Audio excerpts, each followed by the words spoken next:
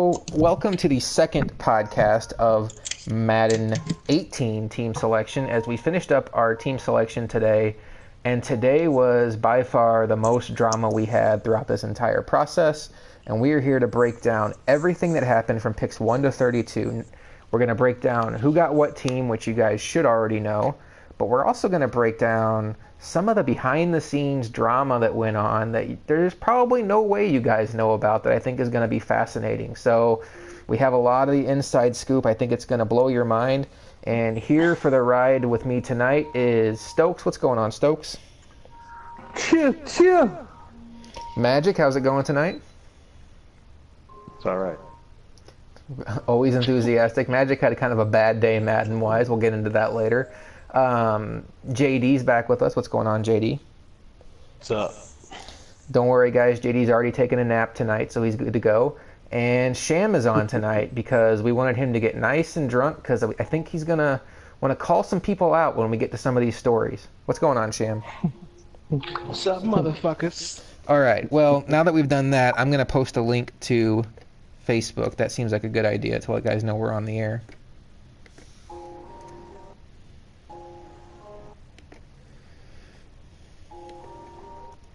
How long is this going to take? Seems like it's going to be a long one tonight. Nah. I'm going to go picks 1 to 32. I think that'll probably take about 15 minutes, and then we're just going to break down all the stuff. Like, I'm going to break down the stuff while I'm doing it, and then I'm going to just get your guys' reaction. But I'm going to try to hurry. So 2 hours. Nah, who's got time for that? Well, I mean, I've only got one slice of pizza left, so I need to know if I got to get more food now or later. Well, get your Domino's app up. Domino's? What is? You don't have real pizza near you? I like Papa John's. Sorry to hear that. Papa John's is delicious. My Thank boy you, Stokes. Peyton likes Papa John's. Your boy Peyton owns Papa John's. All right, I just posted the link in AFL, so we're going to give guys a little bit of time to tune in. That probably I should have done that probably about 5 minutes ago.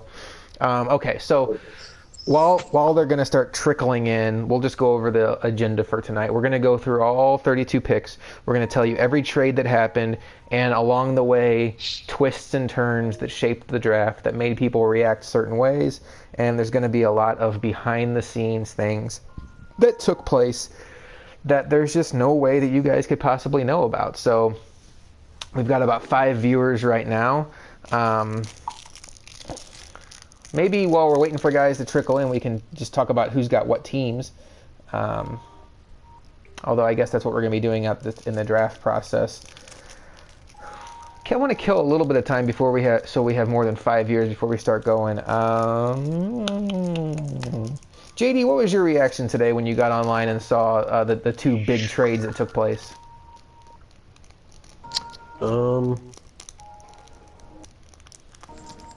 I didn't have much of a reaction. Confusion? Surprised? Well, so I thought Nino was locked in, though, so I was confused that he would change because I thought he was locked into his spot. What happened with that? He was locked in. We're Maybe going to get we in. can talk about that later. Yeah, we're going to get into that. So let's just start rolling. This thing's gonna be in the archives. It's Friday night. Guys may not be completely rolling out. And honestly, the first 15 picks are going to be rehashed in the last podcast anyway. And it's going to be the last, 10 picks or so where the real drama starts. So I don't understand why Nino ran from Reese, though. That's confusing me. Because Reese is sick on the sticks. But I think he ran from T-Mag, if you want to get it technical. T-Mag does have his number. All right, so here's how it's going to go. There's 32 picks.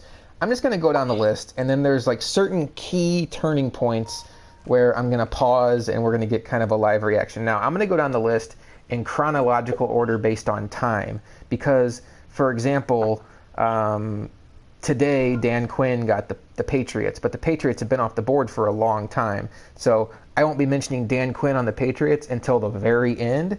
So while I'm going through here and I'm like, and then Mega took the Patriots, you guys are going to be like, what? I thought Quinn was the Patriots. We'll get there. We're going to tell the whole story and the whole backstory. So it started off with 32 teams in 32 days, and SJR had the first pick, and he was on the clock, and he made it known that that pick was for sale.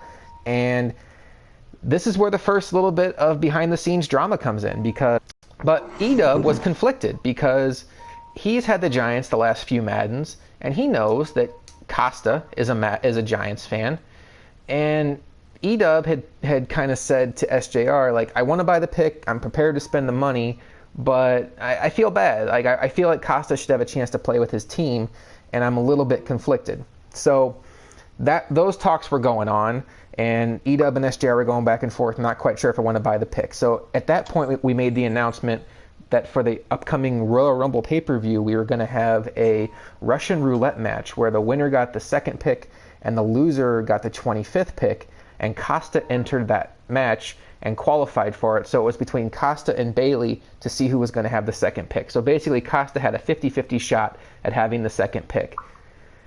Costa, trying to play a strategical game here, goes to Edub. I don't know what Costa's end game was here. This is the part I didn't know. But he goes to Edub and says, hey, I'm not really too into the Giants. Don't feel like you have to pay SJR. If I get on the clock, I'll sell them to you.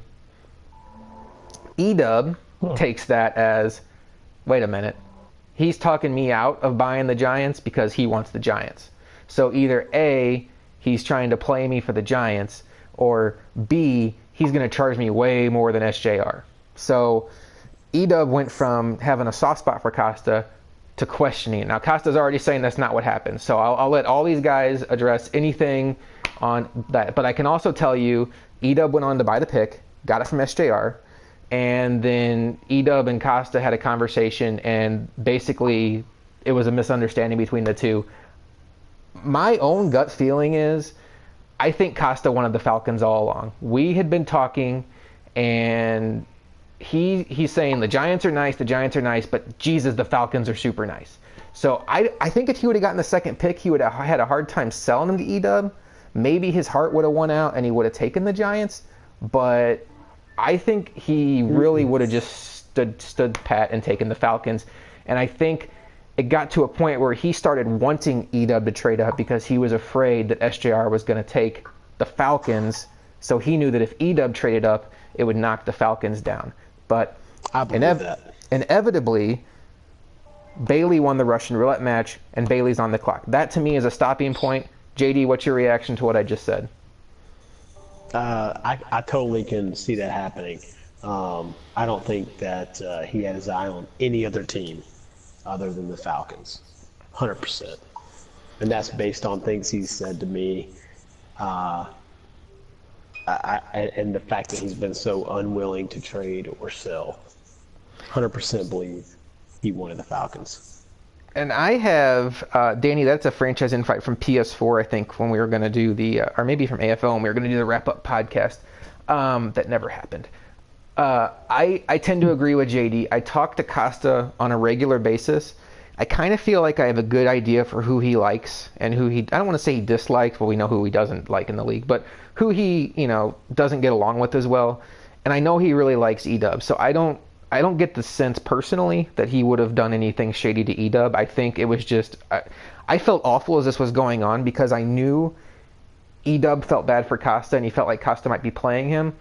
And I was like, I don't think that's the case, dude. But they ended up squashing it and they're cool. Stokes, you first. Do you believe that, or do you think Costa was trying to get the Giants? I think that if Edub had not have paid up for the Giants, I think Costa would have chosen the Giants. That's just how I feel. I think that the fact that he's never had them, or rather he hadn't had them in a few years, I don't think, unless Edub would have overwhelmed him with an offer, I think that Costa would have taken the Giants if that were the case. So, I mean, I guess it's easy to say after the fact that he, or whatever the case is, that he wouldn't have or whatever. But I just think personally that his love for the Giants, I think it would have won out and he would have chosen them if he was on the clock and had the opportunity. Magic, you buying it? Buying a team or what we're talking about? Are you buying that Costa was genuine and did not want the Giants? No. because before the process started, there were several comments or posts about how the paying up system is unfair because it keeps guys from getting teams because they're not willing to put in the money to get a certain team. And I mean, that's pretty much directed at Edub because he's the only one who consistently does it and gets the same team every year. So to go from that to all in on Atlanta, I just don't buy that. Well, okay, to play devil's advocate, when he made those posts, there was no Russian roulette match. So at that point, he may not have even considered he was going to be in position to get the Falcons. But, so, you know, I mean, if you get the second pick in the draft... I mean, the randomizer's the randomizer. Right. You know, his odds went up to 50%. It's the lottery, sir. It's not the randomizer. Oh, right. I'm sorry. It's a new system. It's a new system. All right. And we'll get off this point in a second. We're not going to spend 10 minutes on each point. Sham, you talked to Costa quite a bit. JD and I tend to believe him that he was after the Falcons when he knew he was going to have that second pick or when he thought he might have it. Stokes and Magic a little more skeptical. What do you think? Do you think he was aiming for the Giants or the Falcons? I believe he was aiming for the Falcons. Honestly, I hadn't seen, I hadn't really been in a chat because of, what I had to do with my son, but I believe that he was, the Falcons was all the way. Right. I mean, especially after Edub took them Giants number one. I think there's a chance that had he gotten on the clock and had the chance at the Giants, maybe his heart would have won out, but I do firmly believe that in his mind, when you get on the clock, it's a different beast. We've all been there. You get on the clock, all of a sudden you're like, man, there's so many teams available, and you're on the clock and you're like, oh my God, every team sucks. It does something to you. Yeah, that's what happens at 29, not at 6. Every team definitely did suck for you, and we'll get into that. So I'm on Team Costa here. I maybe JD and I talked to him probably more than most, and I think that we both have a good feel that he saw some things on the Falcons and he wasn't coming off of that. So anyway, Bailey wins. Well, if it comes down to that, I mean, Atlanta's the best team in the game. So if you're asking me what I choose, I would choose Atlanta, but I don't have any heartstrings that go with the Giants. Okay, so the second pick in the draft ends up going to Bailey. Costa loses the Russian roulette match, and Bailey announces that he's taking the Dallas Cowboys, which was kind of a surprise, not from a team value standpoint, but there's other directions I thought he might go. I was impressed by the fact that he went to Cowboys there, but that marriage with Dallas did not last long, as I think Edub has joined us. Edub, you there? Hi, guys. Hi. All right. Well, Edub is with us now, and you know what? I think here's what we're going to do. We're going to keep going. We'll circle back to what we were just talking about with Edub, and we'll throw something to him pretty soon, and we'll see how his audio's coming through. Costa and Reese, let us know if you can hear Edub pretty closely. So anyway, A-Bomb wins the Royal Rumble, and he ends up selling the pick 3, to Roman. Roman pays a decent. We're not going to get into specific amounts on this show. Magic has a total amount he's going to go into, but I'll say Roman pays a pretty decent amount to get the third pick, with the idea of if he had the third pick, he'd be able to convince Bailey to trade him the second pick, and he could get his Cowboys. Roman's a Dallas Cowboy fan, and Bailey balked at that idea.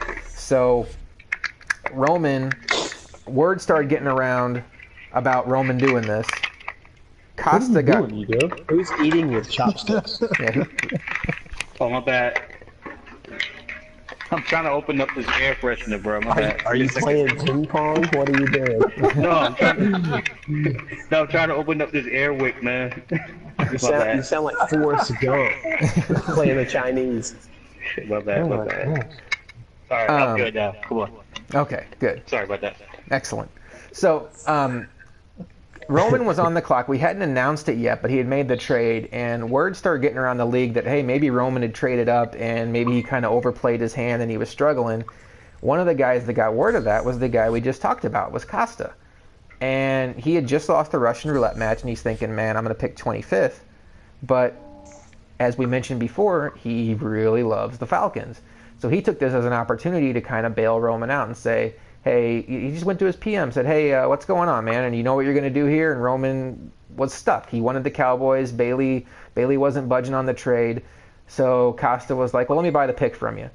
And they couldn't really come to a deal. So they brought Bailey in on it, and they were like, all right, what do we got to do here? Roman is desperate to get the Cowboys. Costa really wants the third pick. And together, they can probably come up with enough money to make Bailey satisfied with going to 25. And that's what happened. Costa bought the third pick from Roman. Roman then bought the second pick from Bailey, and Bailey fell back to 25. So Bailey gets the Cowboys, Costa gets the Falcons, and now Roman gets the Cowboys. Oh, I'm sorry. Roman gets the Cowboys, Costa gets the Falcons, Bailey falls back to pick 25. And now they're saying that Edub sounds loud and clear. Edub, before you got on the air, I don't know if you heard this conversation, but we were talking about your dilemma with buying the pick from SJR. And you know, we're not pulling any punches tonight. We're telling the whole story. And I told how you were hesitant to buy that pick because you wanted Costa to have the Giants, but then he messaged you and said, you don't have to buy him from SJR because I'm not going to take the Giants. I'm going to take the Falcons. I consider trading with you to get them, and that kind of threw you off. And you and Costa have since talked it over and realized that Costa did want the Falcons, but that's what actually prompted you to buy the Giants. In your heart of hearts, do you believe that Costa was true to what he was saying and going for the Falcons? I'll just tell you, JD and I, who talk to him on a fairly regular basis, do believe that he wanted the Falcons all along. Magic and Stokes are a little more skeptical, and Sham, who's also on here, believes that he wanted the Falcons. Where do you stand on that? And do I have the story accurate?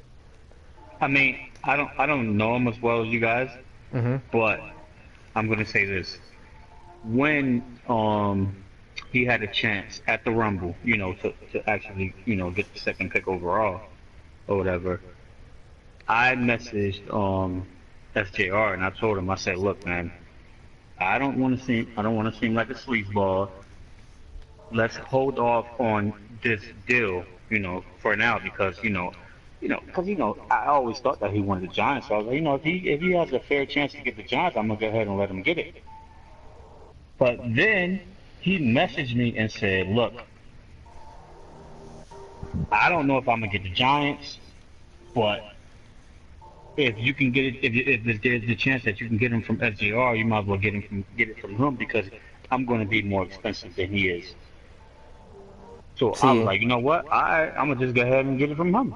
You know, because at first, you know, and I showed you guys, you know, I can show you guys the messages between me and SJR. And I was like, look, man, you know, I kind of want to hold off on it because, you know, it kind of fucked up for me to sit up there and jump on when he actually had the chance to get the Giants. But when he said, you know, oh, they're going to cost you a lot more than what they would cost you for SJR, then I'm like, fuck that. See, that lines up with what Costa told me privately, was he wanted you to buy the Giants because his biggest fear was SJR would take the Falcons. So yeah. And him saying that to you kind of reinforces that. So okay, so there's that. Now we hashed on that for probably about 10 minutes. So let's keep moving on now. You guys call me a good guy at least, though. Like, come on. No, I think you're a good guy. I think we did mention that you know you're trying to do the noble thing, and then he scared you a little bit, but then didn't you guys had a conversation after that where you realized like that wasn't the case, right? I'm understanding. No. Okay. No, we definitely not, you know. Costa's pretty open with me in private message, and he's never said anything negative about you, like honestly. Yeah. And we know he doesn't. I showed, you know. Who the hell? I showed him everything that we was talking about, and I was like, look, bro, I'm not on no shady shit. Like, this is what happened, and you know. What's going on, Jason Padilla, whoever the heck you are? All right, so then Costa gets his Falcons. KK the Destroyer gets drawn at pick 4, and he was out of town, turned in his team list, and Tampa Bay Bucks were on the top of his list. The next pick was Bo, and he picked the Raiders. So we had a couple of just guys getting picked, guys taking teams in a row, and then the drama starts again at pick 6 as Frank Pagano gets drawn. Pick 6, huh? Pick 6. Wow, that's going to be a theme. That's going to be a theme for tonight. Pick 6. Frank Pagano gets drawn. I trade up, and I take the Houston Texans. Fun God. And then the next day, Frank's roommate, John Kreppel, these guys kind of stole the show of the draft, by the way, trades up. Or no, he doesn't trade up. He gets drawn, and he messages me, and no, I'm sorry, MVP messages me and says, "Hey, buddy, there's been a trade. I'm on the clock now." So he had traded with Kreppel. And I'm like, "Oh, really? Who are you going with?" I knew who he was going with. And so we're talking, and I'm like, "Cool, we're going to be division rivals." And when I had posted that I took the Texans, Nino made some post about, "Hey, great pick, Josh. A lot of people weren't as high on the Texans as I were." And it stands out to me because I know Magic and Stokes, you both thought that was pretty hilarious that he would say that, right? Yes. Yes. You want to expand on that? Secretly good Texans. Yeah. I felt that the Texans were I feel like they're the best team to build with on a CFM. I don't think they're the best team on the game. I think that's still Seattle, but I think that the Texans they would be my number one team to build with as far as the CFM is concerned. So, I was on Winchester way before anyone else. You were on the I what? knew he was. Sorry, something's cutting out here. Time has passed. The joke is gone. Sorry, I don't know what it was, but I heard an echo. I think somebody's mic was having issues. It's mine. Sorry. It's you, Sham? Okay. Get back. Okay. Oh, Sham's here. Hey, Sham. So this MVP and I were talking, and I was like, "Man, I know Nino loves the loves the Texans. Wouldn't it be funny if I traded with him before we announced that you're going to go to the Titans, and then all of a sudden you guys are division rivals?" Because Nino does not like playing MVP. It's not that he's afraid of MVP; he just doesn't enjoy playing MVP. Is that accurate, JD? You broke up. Say that again. Would it be accurate to say that Nino's not afraid of MVP, he just doesn't like playing MVP? Yeah, I think that's accurate. I think that is the persona he would like you to believe. So I go into Nino's PM. Nino at this point has Stokes' 15 balls and his 10 balls because he won the bet that he got to pick first between him and Stokes. So he has the best odds in the draft, 25 balls. I'm like, "Hey, I'm not feeling the Texans. You take them.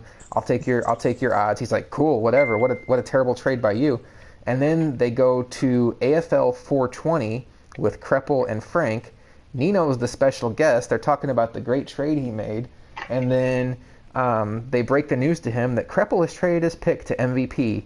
And Nino's like, "Oh, you bastard." I thought Nino handled it well. He was a good sport. And all of a sudden now, 7 picks in, 2 of what many would say the top 3 guys, Nino, Stokes, and MVP being those guys, are not only in the same conference, they're in the same division. And I think this is a great turning point. Also, Stokes, did you get the sense at this point that with Nino and MVP both in the AFC that a lot of guys were starting to get their eye on the NFC? I think so. I would say the people that know MVP, I would imagine that some that don't really know who he is, wouldn't really care, or I don't know. But I would imagine most people are familiar with Nino. So a lot of people will just look to avoid, just in general, so they don't have to deal with the guys. Oh gosh.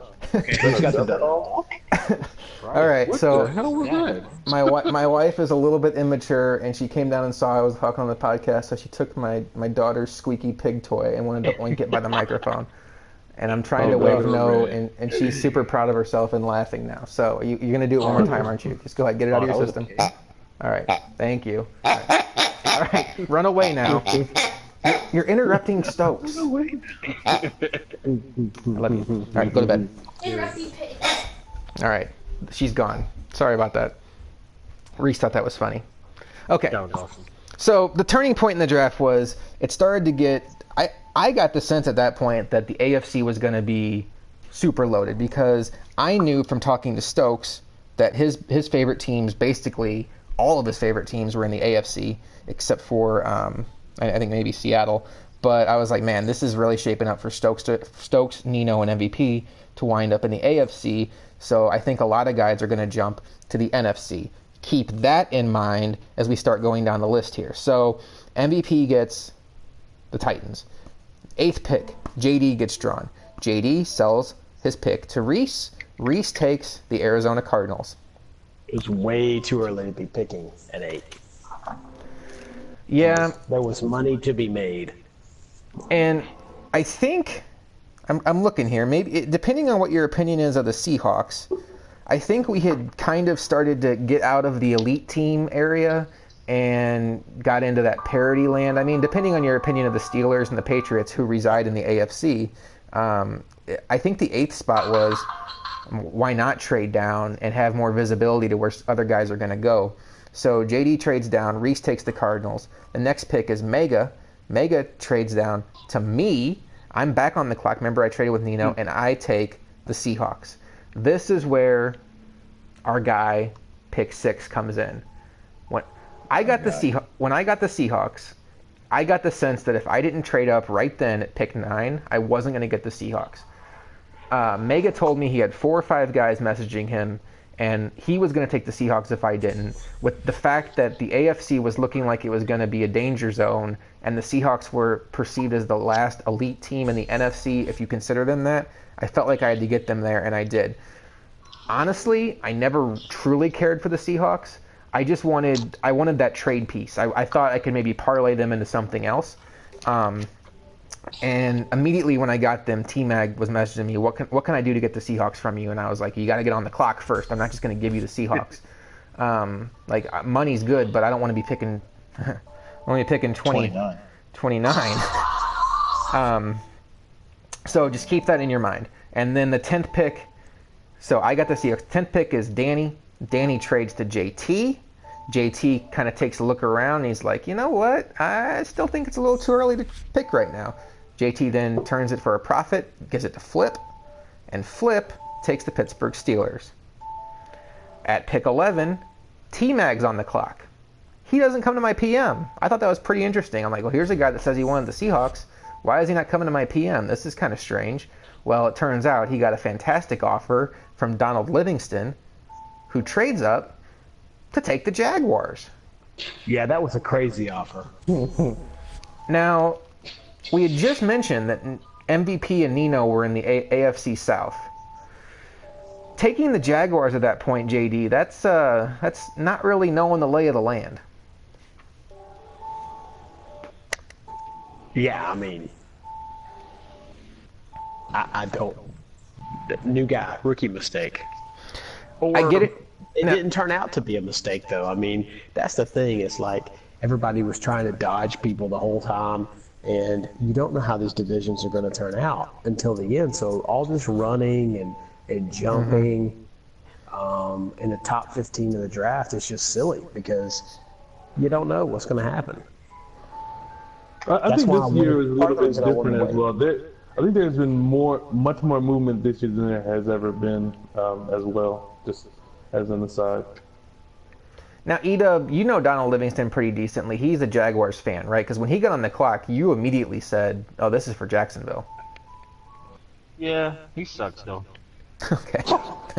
Yeah, but the thing is it's like Reese commented, though. He don't care. Which is good. It's refreshing. Yeah, all these guys. I mean, I can understand if you don't want to be in a division with, MVP and Stokes and or something. But when you're like trying to run from, me, come on. Oh, we're gonna get into that. I've been in division with Stokes, man, and I enjoyed that shit, man, because it was we went at it You're gonna get better every year. You're gonna get better. You're not gonna beat those guys until you get your reps against them, like I posted before. I think the best division I ever had was back in Madden City when I was in a division with Ridge and Han and SJR. Now you want to talk about, you got every single game you play, you have to, I mean, you can't give away games or else you're not going to make the playoffs. Yeah. Ridge and Han are like you can't lose a game out the division. No, and you got to split with guys that are beasts, but you got to, the positive is if you make the playoffs and you play them, you've seen them twice already. You know their tendencies. You guys know how it is. It's not always about like, okay, Stokes is the best guy here. Reese is I'm just throwing numbers out here for sake of conversation. Reese is the 13th guy here. So every time I play Stokes, it's going to be that much easier than Reese. When you're in a division with Reese and he sees you twice a year, by the time you guys have played 5 or 6 times, it's going to come down to who has the ball last. That's just how Madden goes. Whereas with Stokes, he might be the best guy, but if he hasn't seen you in a season and a half, you might be able to throw something at him, some trickery, some things he's not expecting, and catch him on a bad day. That's just football, and I think that some guys overthink this. Counter left, first play, each and every game. Every single game since Madden 11. And, all right. And at halftime, when he comes out with the ball. So Livingston gets his Jaguars. Joker gets on the clock at 12. He trades to Mega. Mega takes the Pats. Joker falls back to the 25 balls. At 13, during our live podcast last time, Justin Thomas gets on the clock, and he takes his Green Bay Packers. We draw another name. Stang takes the Vikings. We have a few picks in a row here where guys just take their teams and stay. Stang takes the Vikings. Sham takes the Chiefs. A-Bomb takes the Broncos. At 17, Eric Morrison takes the Eagles. And JD, this was the team that you had kind of been eyeing all along.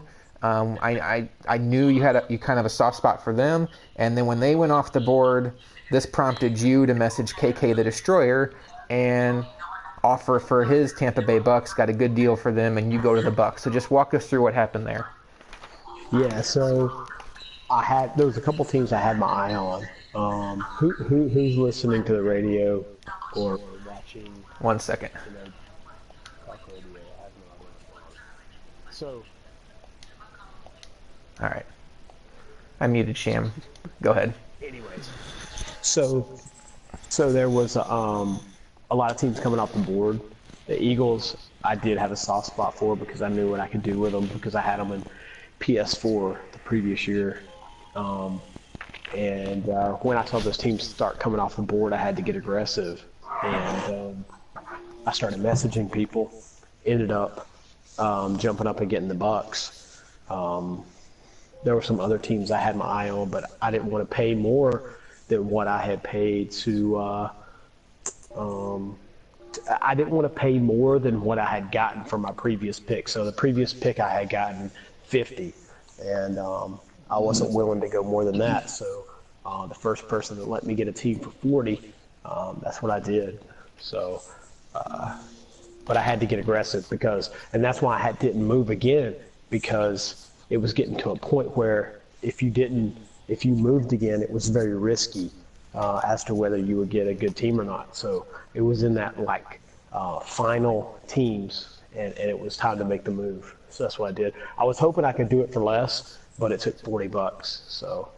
And from KK's standpoint, he picked the Bucks when he was away on vacation, came back and saw this money flying around. He was like, hey, I'll take some money. Anybody want the Bucks? Right. And JD got himself a good deal. KK got himself some money, so it worked out well for everybody. But the trickle-down effect of this was 3 picks ago, Justin Thomas had taken the Packers. Well, he sees JD and Costa in the NFC South, and one of his buddies in the league, Rodney, I think he pronounced his last name, Pregel, let's call him Rod, is a Panthers fan. JT says something to Costa like, what would be cool is if I could find a way to get Rod in Carolina and myself in New Orleans, because, some of these guys are trying to pick division rivals based on, who they can beat. Guys, honestly, just as many guys are trying to pick division rivals based on who's easy to schedule with, guys that are chill, that are going to have a good time, that it's going to be, it's going to be a good time. And these guys kind of looked around. They're like, that would be a pretty fun division. We all played in ALB together, our baseball league. You all kind of know each other. JD and JT both kind of have that dad life thing going on. So does Rod. Costa's married. So, you kind of get 4 guys that are on the same wavelength. And so keep that in your mind as we go along here. But Justin had just taken the Packers, and he was already regretting it. So he immediately, once JD got the Bucks, tried to sell the Packers, wasn't having much luck. So on we go. Kreppel gets back on the clock. Quick question, Josh. Quick question. Mm-hmm. Who was it that I bought the pick from and then immediately traded it for more? You bought it from Danny and traded it to Flip. That's right. So that was earlier. Right, that was pick 10. So many moving pieces. Yeah. Jesus Christ. Okay, so we have at pick 22 is when the big drama is going to start back up. Right now we are at pick 18. Kreppel is on the clock. Bailey trades up from pick 20. No, not from pick 25. Yeah, he lost in the Russian roulette match. Kreppel trades back to that spot, guaranteed to pick 25th. Bailey takes the Redskins. RVD is on the clock. He takes the Los Angeles Chargers. Pick 20 is Dan Quinn, and he takes the Carolina Panthers. And that scenario we just talked about, where, we want to get Rod and Justin into the NFC South. that looks like a lost cause now because Dan Quinn takes the Carolina Panthers. But Costa is talking to Justin and I think even Rod, and he's like, look, if you want this to happen, just make it happen. Like, what's it worth to you? Make it happen. So they were determined to get it done. They ended up finding a way to trade with Quinn, and they got Rod the Panthers. KK the Destroyer gets back on the clock at pick 21, and since Rod, JD, and Costa were already in the South, JT knew I had to get on the clock now. I have to get on the clock. So JT sells I don't even know if it was a sell. I think it may have just been a straight swap. Trades the Packers to Joker. Joker has 25 balls at this point. Joker gets the Packers. JT gets the best odds in the draft, 25 balls, and he trades that and I don't know what else to KK for the Saints. They get their division, so they've been wanting that all along since JD took the Bucks, and they make it happen. So that was a big win for them. They were really excited about that. And that's pick 21. Do you have this written down, or are you just pulling this all out of your head? I wish I was that impressive, but I have it written down. I was going to say, you're like some kind of savant. No. I can't even remember who I sold to. Okay, so before we get on to what happens at pick 22 when Nino gets on the clock, Stokes, anything I just said stand out to you? Happy for those guys in the NFC South to get what they want. JD being able to sell his pick twice and still get a team he really likes. Anything from everything I just mentioned stand out to you? It's always nice to be able to trade down if you have the opportunity and to still get players or get the teams that you want. So it's always nice to, end up in a team and in a division that you want to end up with. And I mean, it's your experience. You're the only one that has to deal with it. So I mean, it's if you want to pay to have an experience that you think will be better. I mean, that's your prerogative. It's your money. It's your experience. So I mean, it's cool to see. Just the overall concept. I mean, I guess I'll save my thoughts and opinions for the overall concept of running or whatever for later. So. Well, you'll have plenty of opportunity to talk about running coming up. Let's just get to it. That's what everybody wants. Right? That's what everybody wants to hear. You are a runner. Pick 22. So remember. God. Whoa. Jesus Christ. What happened? That was like in one of those zombie movies when they show up around the corner. Was it really loud or something? We just all died. Oh. Who is Danielle Arrowwood? Roman's cousin? Maybe sister. I don't know. We have somebody that's talking to us. I don't know. Oh, we like girls. Okay, I did miss one detail here that is probably important to mention. So, T-Mag bugging me for the Seahawks. I'm thinking, okay, he's not getting on the clock. He was on the clock, and he trades to Livingston. We're still going back and forth. He's not even bugging me. I'm bugging him too. I'm like, you want the Seahawks? You got to get on the clock, dude. You got to get on the clock. And he's just, he's offering me money that to me is just not worth it to give up a good team. And I'm thinking to myself, who's pretty damn cheap is Nino. So why don't you find out if Nino will get rid of the Texans for X amount of dollars, and then I'll take the Texans from you because you don't want to be in a division with MVP, and T-Mag gets to be in a division with Reese, which is what his goal was, to have the Seahawks in a division with Reese. T-Mag goes to Nino. They come to a price they can agree on. Nino goes to whatever pick T-Mag had. T-Mag gets the Texans, and then he and I swap Texans for Seahawks. So now I'm back with the Texans. I broke up the alliance that I created, but I was just not feeling the Seahawks. So everybody thinks that like the whole MVP Nino breakup happened, and I was like all disappointed about it. I kind of caused it, and then Nino goes back into the draw. Well, Nino now is on the clock at pick 22. This is where the drama starts really picking up. I'm talking to T-Mag. I'm like, man, I'm having these conversations with everybody in the league at this point that's clued into this draft. I'm like, man, so I think Nino's going to go AFC. I think Stokes is going to go AFC based on, everybody's thinking Nino and Stokes, one of those two are a lock for Buffalo. They're Bills fans, and I just think that the AFC is going to be stacked. And I'm thinking, okay, so hopefully we get some at least like second tier guys going to the NFC.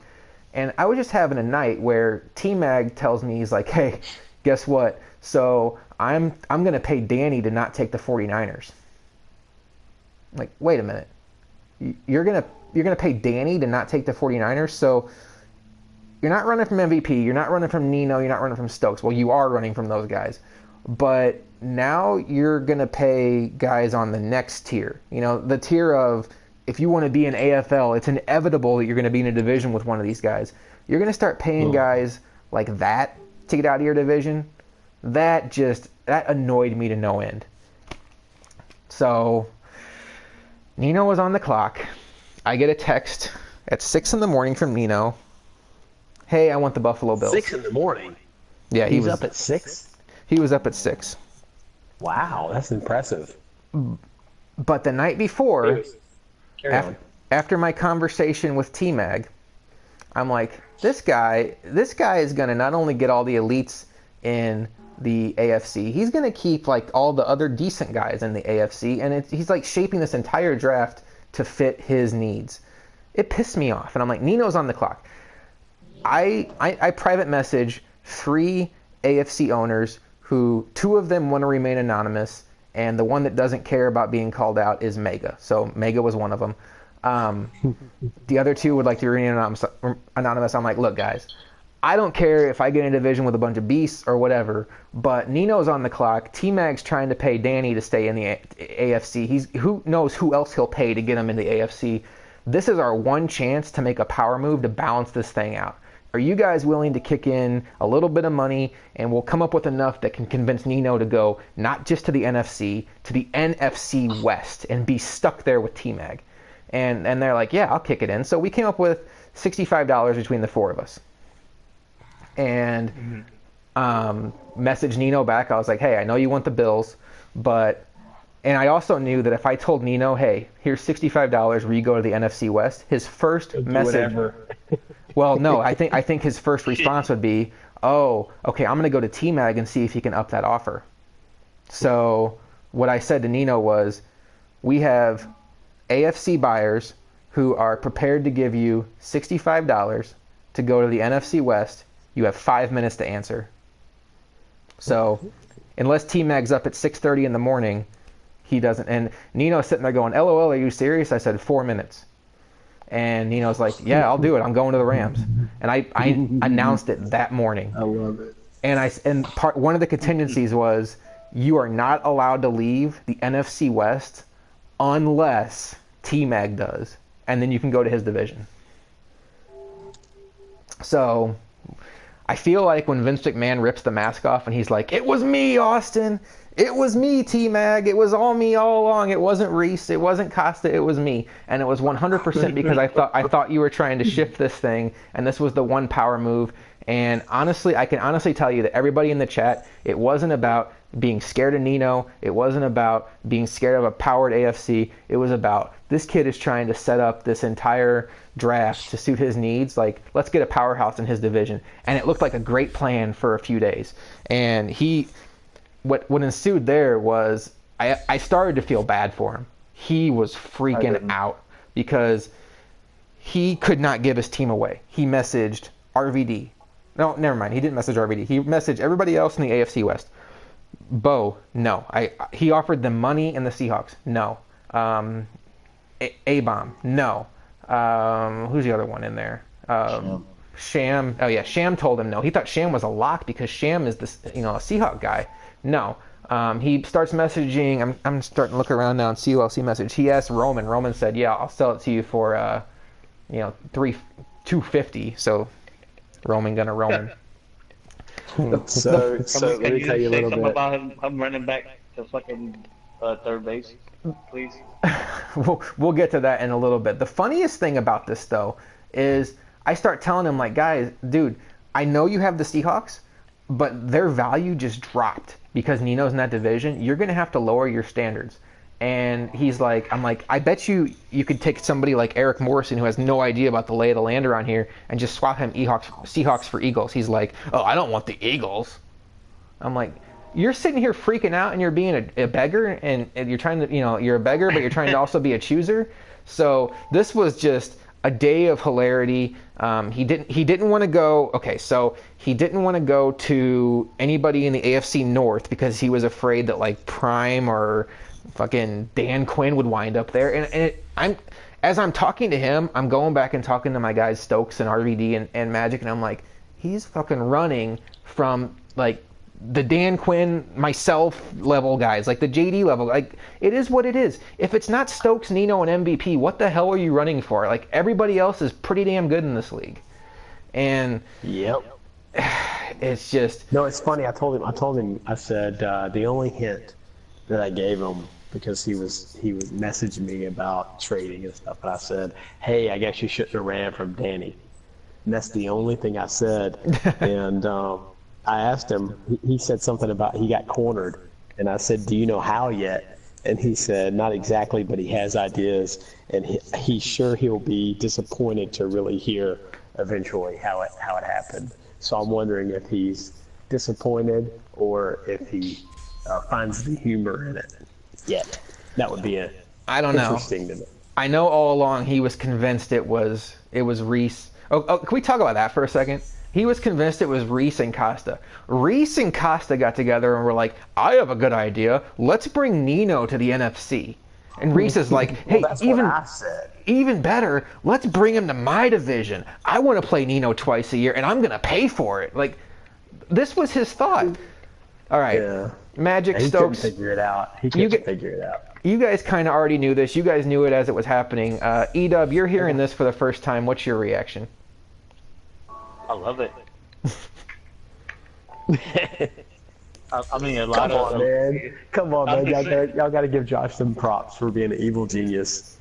Nah, I didn't that was left field though. I never for 1 second thought that Josh was behind it, but I love that shit, man. I got to give credit to my goons from the AFC, because when I sent that message, I was like, I don't know if they're going to tell me, like, yeah, I'll do this or whatever. Like, they were all in, and they were prepared to go more. And then at one point, Nino told T-Mag how much that he was offered. And T-Mag's like, well, fuck, this was that same day. He's like, fuck, I'll just give you 70. You can break the contract, because the contract was you got to stay at the NFC West. There's not an actual contract, by the way, but it was an agreement, and Nino wasn't going to just break an agreement. So he's like, I'll just give you 70 instead of 65 to leave.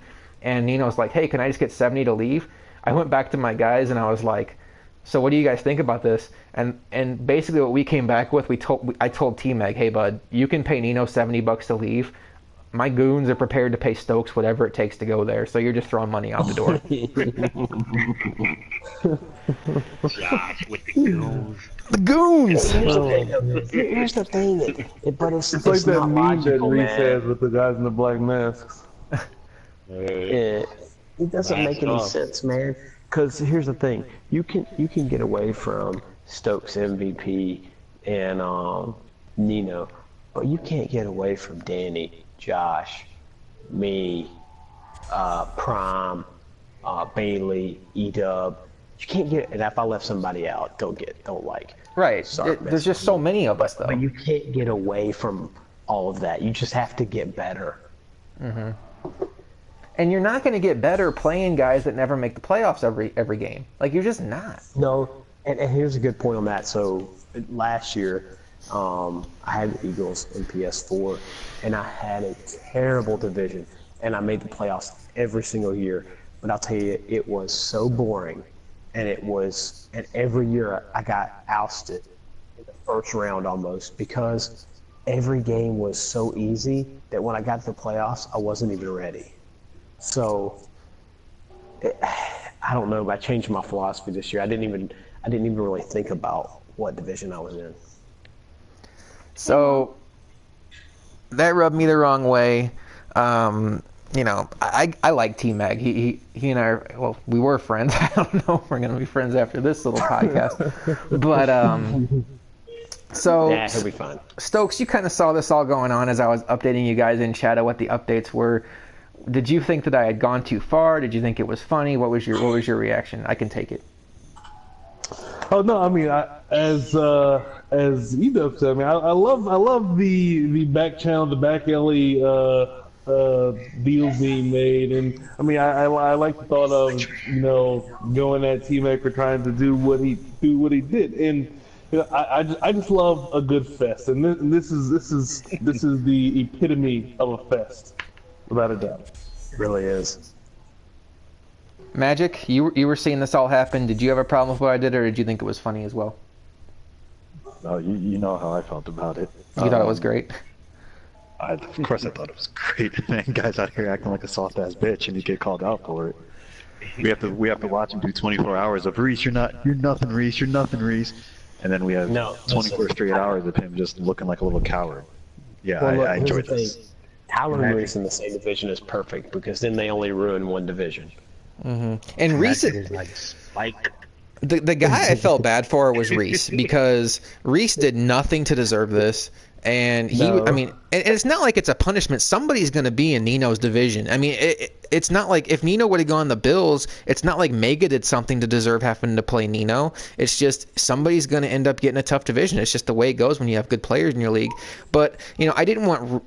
when it came out, I didn't want Reese thinking like, oh, I was trying to stick it to him too. And in Reese's defense, he was saying, he posted on there basically right after it happened, okay, game on, I'm staying in Arizona, I'm not leaving, which made it a little trickier for me to try to convince T-Mag that Reese might be dealing with MVP behind the scenes and get MVP in that division. Wait. Reese, or Tyler just commented he's in wild card maybe. I don't want to hear anything from Tyler. How about that? Go, That's the most involved. That's the most involved I've ever heard Magic. He sounded so serious. He's usually so aloof. He's probably playing Rocket League during our podcast, but he was very focused in that response. Well, Magic, I know you're going to say something very similar because you said it to me in private chat earlier. Let's go through the rest of this draft, though, and how it all plays out because there's much more T-Mag to get to. And then you had a thought about not wanting to hear anything from Tyler at that point. So now T-Mag or T-Bags? T-Mag, we'll have some respect. Dude, how you gonna make that? How you gonna make? Let's see. E-Dub, Bailey, Josh, KK, JD, Costa, Not gonna fucking make no Danny, goddamn wild card, bro. Reese. Wow. I might not make the wild card, guys. Wild thought, not wild card. He's gonna have the best team. Just for the record. Okay, so Nino has the Seahawks. Nino has the Rams at this point. KK gets on the clock, takes the Browns. Kreppel gets on the clock for like this 37th time, and he takes the Bills. SJR at pick 20. Oh, you know what? I apologize. At some point there was a minor trade. Kreppel had pick 25. SJR at this point, and now people are going to say SJR screwed up here. I completely disagree. SJR bought that pick 25 from Kreppel, and Kreppel sold it to him and took SJR's odds of 10, and then Kreppel ends up going 24 and SJR 5 or 25, and everybody's like, oh man, SJR threw his money away. I totally disagree. To me, where you didn't want to wind up is in the bottom 4 or 5, and by buying pick 25, SJR gave himself that safety net. So SJR takes the Browns, and then 26, Joker's on the clock, and Joker takes... No. SJR took Cincinnati, didn't he? Oh, I'm sorry, the Bengals. You're correct. KK took the Browns. Kreppel took the Bills. SJR takes the Bengals. Joker's on the clock. Joker takes Miami. Because at this point, we've kind of created balance because, and it's starting to look like it's shifting the other way because it was looking like the AFC's looking super strong and the NFC is looking weak. Well, now all of a sudden Nino comes to the NFC, and then for a little bit Joker was in the NFC, but then he traded out with Justin to get the Packers, and so now it's like, okay, now we got some balance. We got the guys in the NFC, we got Joker and MVP in the AFC, guys like that. So Danny gets on the clock at pick 27, and this is a T-Mag story. Stokes trades up and convinces T-Mag that he's going to take the 49ers and gets T-Mag to pay him not to go to the 49ers. Oh my God. Wait, what? How much money did you spend to pay people not to come in? Can we share the exact amount of that? To be respectful, Tyler paid Stokes not to do that. he paid Stokes not to go to the 49ers. Tyler did a lot of paying. He did a lot of paying, and the paying continues after this pick. But he paid Stokes not to go to the 49ers. Tyler's saying you came to him. Mm-hmm. We have drama now. We have drama in the That podcast. was Regardless all of who goes to part who, of the plan. Tyler's the one who wrote the check. Uh-oh. This is he said now. Oh no. This will be a 100% he said, and he's correct. Stokes gets on the clock. I know from the jump that Stokes is taking the Bears because in my mind, I know that Stokes loves the Texans, and I have this crush on the Bears. Now, Stokes and I had not really mentioned anything outside of like me just throwing out there jokingly like, hey, you can take the Bears and I'll trade you the Texans, but it never went past like that, and nobody thought I was serious. But I knew if Stokes gets the Bears, I can let this play out, and then I have that in my back pocket. I can trade that to Stokes. I hadn't even discussed that with Stokes yet, but there were two teams along the way. Why do you like the Bears? There were two teams along the way I really liked, the Bears and the Chargers. You just asked me why I like the Bears? Yeah. Oh, okay. Just because when you look at their defense, I think they're more than sneaky good. Their defense reminds me a lot of the Chiefs from a couple years ago. Parnell McPhee to me is one of the best players in Madden that nobody knows about because nobody uses the Bears. Who's having a conversation? Sorry to interrupt you. Who's having a conversation? During the podcast? Or is that an echo here? Teacher Stokes out here. Is someone watching the stream while we're doing this, guys? I don't hear anything. I can hear it. I just don't know who it is. It's just weird. Okay. Sorry, go ahead. So why don't you know what? I'm gonna go on a Bears thing here in a little bit because that came into play a little bit after that. I'll tell you everything I like about them in a second, but I do want to address the thing that Tyler is asking me about. Josh, you came to me. I like the Bears. I knew when Stokes traded up he was going for the Bears because at this point in time Stokes had two teams he liked. He liked the Dolphins and the Bears, and he liked the Bills, and they basically went boom boom. And then when the Bears were the last team standing, he knew he had to trade up. What about his Baltimore Ravens? Well, I don't know what you're talking about. Continue, Josh. Stokes, was there a point in this draft when you were like, "Oh, the Ravens are better than the Bears," and I had to talk some sense into you? Sneaky good. Ravens are sneaky good. That actually never happened. I don't care what you show on TM, you edited it. So Josh, how much of this was you liking the Bears, and how much of this was you understanding how to balance the league and wanting to put Stokes in the same division with MVP? Oh, okay. Well, honestly, I'm going to get to everything there. But what I want to get to first is what Tyler's talking about. I'm going to put all my cards on the table. So I knew Stokes wanted the Bears, but Stokes and I were talking in PM, and I was like, damn, if he was going to pay Danny not to come to your division, you could probably get him to pay you. But what I didn't know is that Stokes was in his PM saying, like, man, I love the Niners. And I had already told him, like, I think you're safe. Like, I don't think Stokes is going to that division. I already told T-Mag that. And then Stokes is like, yeah, I told him I like the Niners. So I was like, oh, well, let me fix this. And I was like, oh, I think you're safe that Danny traded out. And then Stokes and I had a private T-Mag saying I sent him a screenshot. Stokes and I had a fake private message conversation where oh my gosh, this is the most devious thing I've ever heard. Oh my gosh. I messaged Magic and said, Magic, don't say anything. And I was like, don't say anything. Yeah. And I was like, Stokes, who are you taking? Are you? And you're like, all that speed. And I sent that to T-Mag, and I was like, dude, I think he's going with the Niners. And he paid Stokes not to take the Niners. At that point, I was just piling on.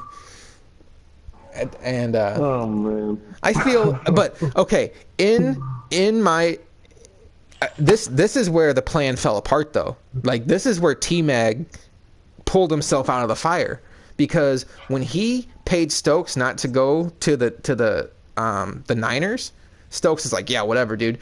He's like, but you can't come to the NFC West. And Stokes is like, yeah, fine, whatever. So I'm thinking, great. And then you'll find out later in a couple picks why that actually kind of came back to bite us. So Now he's bugged. He says he's a little bugged now. he's a little hey, bugged. Tyler, listen. You haven't ever watched Star Wars? Fear leads to suffering. All right. So Already? okay, so now I wake up this morning and I'm thinking I've kind of had this crush on the Bears. Honestly, when I had the Seahawks, I was trying to position myself all on to get the Chargers, and I couldn't get the right trade. I didn't want to just give up the Seahawks for the Chargers. I thought I could get some value for it, and it didn't ever work out. And then when RVD was on the clock, he's asking me for what I think. RVD is my guy. I'm not going to lie to him and be like, oh, dude, you need to go to this. I was like, the best team on the clock is the Chargers, dude. Like, they have so much young talent. Just take the Chargers. In my misery, I mean, Costa can tell you, I think Stokes and Magic can tell you, I was every day like, God, I love the Chargers. And they were like, why do you love them so much? I wanted a rebuilding team. So this is where Stokes and I agreed this morning to trade Bears for Texans. I can tell you, honestly, there was zero money exchanged. This is before any news came down that Nino was leaving. A couple things happened last night. One, Stokes went to the NFC. What else? No, yeah, Stokes went to the NFC. Nino went to the NFC, and Danny looked like he was going to go to the 49ers, and then Hitman and somebody else, Prime, was still on the clock. So it just looked like that the NFC was going to get completely overbalanced and be too good. So I did have the motivation to try to balance things out. My whole thing all along has been make AFL great again. I do think, to JD's point, that a Stokes MVP rivalry is pretty sweet, considering the way that MVP's first run in AFL went, where he beat Stokes in the Super Bowl. There was a little bit of controversy. I think it would be great. What I don't want people thinking is, oh, Josh found out that Nino was going to the AFC and he decided to bail. I promise you on anything you want, my family, that I had no idea that was happening. And as I started getting messages, I freaked out and went to Stokes' PM. I was like, dude, I didn't know any of this was happening. We can cancel the trade right now if you want to. I swear to you, this wasn't my MO. I 100%. Every year in AFL, I've had a stacked team. Go back to Calvin Johnson Lions. I've had the Patriots. I've had the RG3 rookie year Redskins. I've had the Bills when they were like 95 speed everywhere. I've done this dance where I have this stacked team from the beginning. Everybody's like, oh, you're such a good team builder. And then I get to the playoffs, win a couple games, and then, lose. And then I usually go to a conference championship game. Sometimes I win a Super Bowl. I'm not really counting. But the one experience I haven't really had in AFL, and I'm not in multiple leagues like a lot of you guys. Like, I only have time for one. The one experience I haven't really had in a long time in a league is like building a bad team up. And I know it sounds crazy. I talked to Flip today about it. I talked to Stokes and Magic about it. I talked to Costa about it. I was like, I know this is going to sound crazy, but like, I really enjoy the feeling of like taking a lesser team and building them up. That's a lot of the fun for me. My goals are not changing. I'm going to do everything I can to win a Super Bowl. That's my plan. That's my expectation. But I've done the take a really good team from the jump thing. And the Bears were enticing to me. And then when I made that trade with Stokes, it was an added bonus of balancing it out, because on the whole, Stokes is better than me. It balanced out the conferences. The Stokes MVP thing was a little bit of a draw. I was looking forward to being in MVP's division. That's one reason why I traded back, because I like the Texans and I thought it'd be cool to be in his division. But I thought getting Stokes to the AFC would kind of cool off some of the freak out that was going on. Unfortunately, the rest of the day played out. So before we get to the rest of the day, do you guys have any questions about I know JD wants to know why I like the Bears. I'll gladly get into that here if you guys want. But do you guys have anything on what I just said? Edub, do you have anything on that? Nah. Stokes? Nah, man. You build the team. I could. This is actually like the first time in a while that the Giants actually had a decent team. So.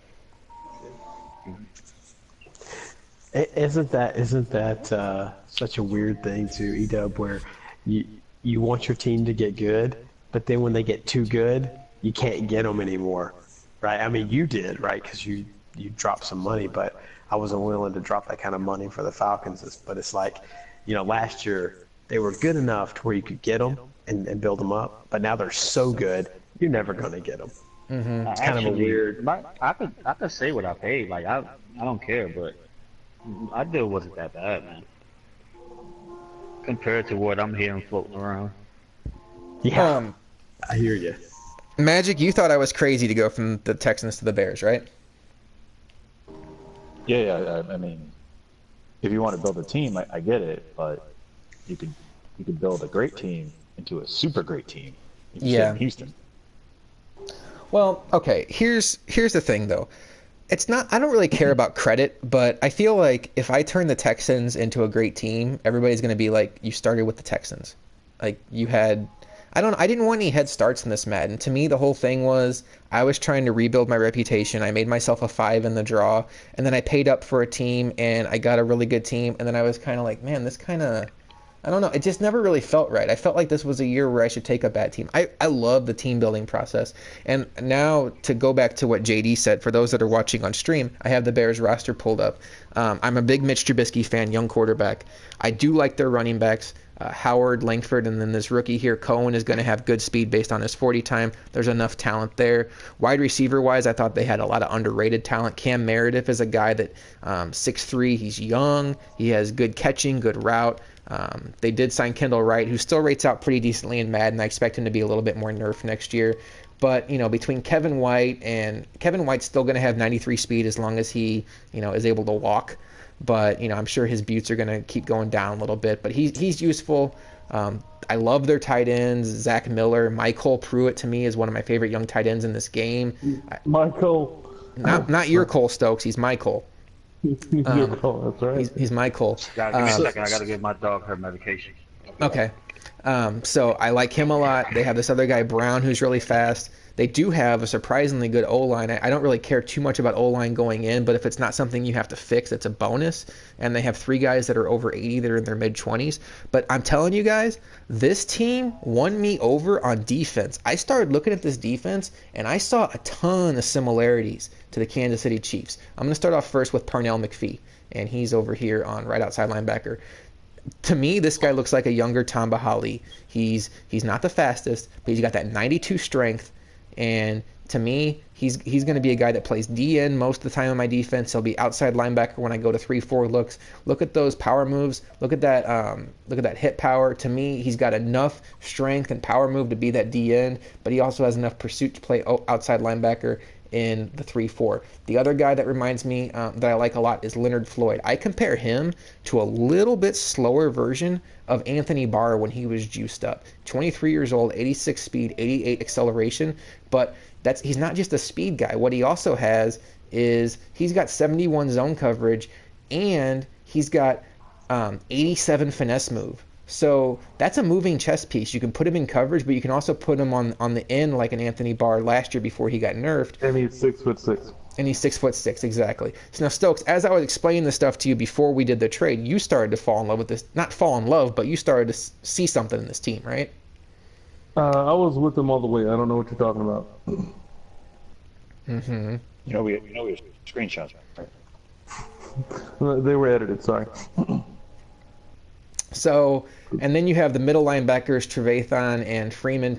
Freeman, to me, is kind of like Derek Johnson in Kansas City, where he's got good ratings. He's going to be older. He's not the fastest guy, but he'll get you through a season or two. Trevathan is surprisingly underrated with his zone coverage. So, and then, I think at left end they have where are they at here? The secondary is my favorite part. Yeah. From the Broncos. Yeah, Danny Trevathan. They also have Jarrell Freeman. They have Akeem Hicks, and they have another guy, Goldman, who's pretty good. So the D-line is solid. Cornerback-wise, though, they have a lot of speed and a lot of height. They got Marcus Cooper used to be on the Chiefs, 6'2", 91 speed. Kyle Fuller, 91 speed. Prince Amukamura, 6 foot, 90 speed. He's solid. Bryce Callahan, 94 speed. These guys that aren't 90-ish speed, Banks and Hall, 6'2". So, yeah, this isn't Richard Sherman and Aqib Talib, but I see a lot of workable things here, and I can put this Bryce Callahan here, 24 years old, 94 speed. I can put him on the block and probably get a pretty nice piece for him. My favorite guy on the entire team, Adrian Amos. I mean, who knows who... if you don't know who Adrian Amos is, don't feel bad because you haven't used the Bears and you probably don't play mutt. So 6 foot, 93 speed safety, 23 years old. He has, where are we at here? He's got 80 zone. He's got 73 man, so I could even consider moving him to corner if I wanted to with those attributes. So, and he's cheap. And they also got Chris Przynski, who's a 6'1" fast safety.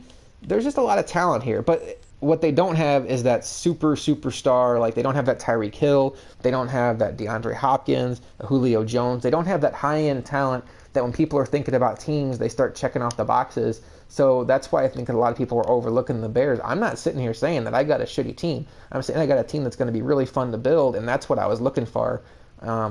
And I think I'm going to have a lot of fun building them into something I like. What depresses me is, as the way the news came out today of Stokes and Nino going to the NFC and Josh going to the AFC, it looks like I was ducking competition, and that's just not what it was. So that's the timeline of that. I go to the Bears. Stokes goes to the Texans. What's that, Magic? Just the yell scared me. Oh, and then at that point in time, that trade is made. I get a message from T-Mag later in the day, and he's like, "Hey, I thought about something. If I made in my little deal with Stokes last night, he can't go to the NFC West now. So your goons can't, or the anonymous payers can't send Stokes there. And if I pay out Nino and then get him another team, there's nothing they can do to stop it." And I'm like, yeah, you're right, but there's no way you're going to be willing to pay that much money. You think about it, $65. That's what you have to pay just to make Nino not lose money on this. And then you got to pay somebody to take the Rams. So you're going to have to pay money. Well, he ends up paying Nino $60, and he makes a deal with Kreppel, who's in Buffalo, and Nino gets the Bills, and Kreppel goes down to the Rams. So he paid Nino's out, which was $65, but he only paid $60, so Nino ends up losing $5 in the deal, but he gets the Bills. And Kreppel, he pays Kreppel, I don't know what the amount was, and I'm not going to... The only reason I'm giving the first amount is because I'd already said it, and he had to pay that. That he paid Kreppel enough money... So he had to give the $65 back? Yeah, because Nino had agreed when he accepted the $65 right. that... Yeah, so right. Nino gave the $65 back, and I gave it back to everybody else that paid. Right. So Nino ends up losing $5 in the deal because T-Mag gave him $60, so Nino ends up making $60 instead of $65, but he also gets the team he was going to take there. So he got $60 in the Bills. That's a pretty good deal for him.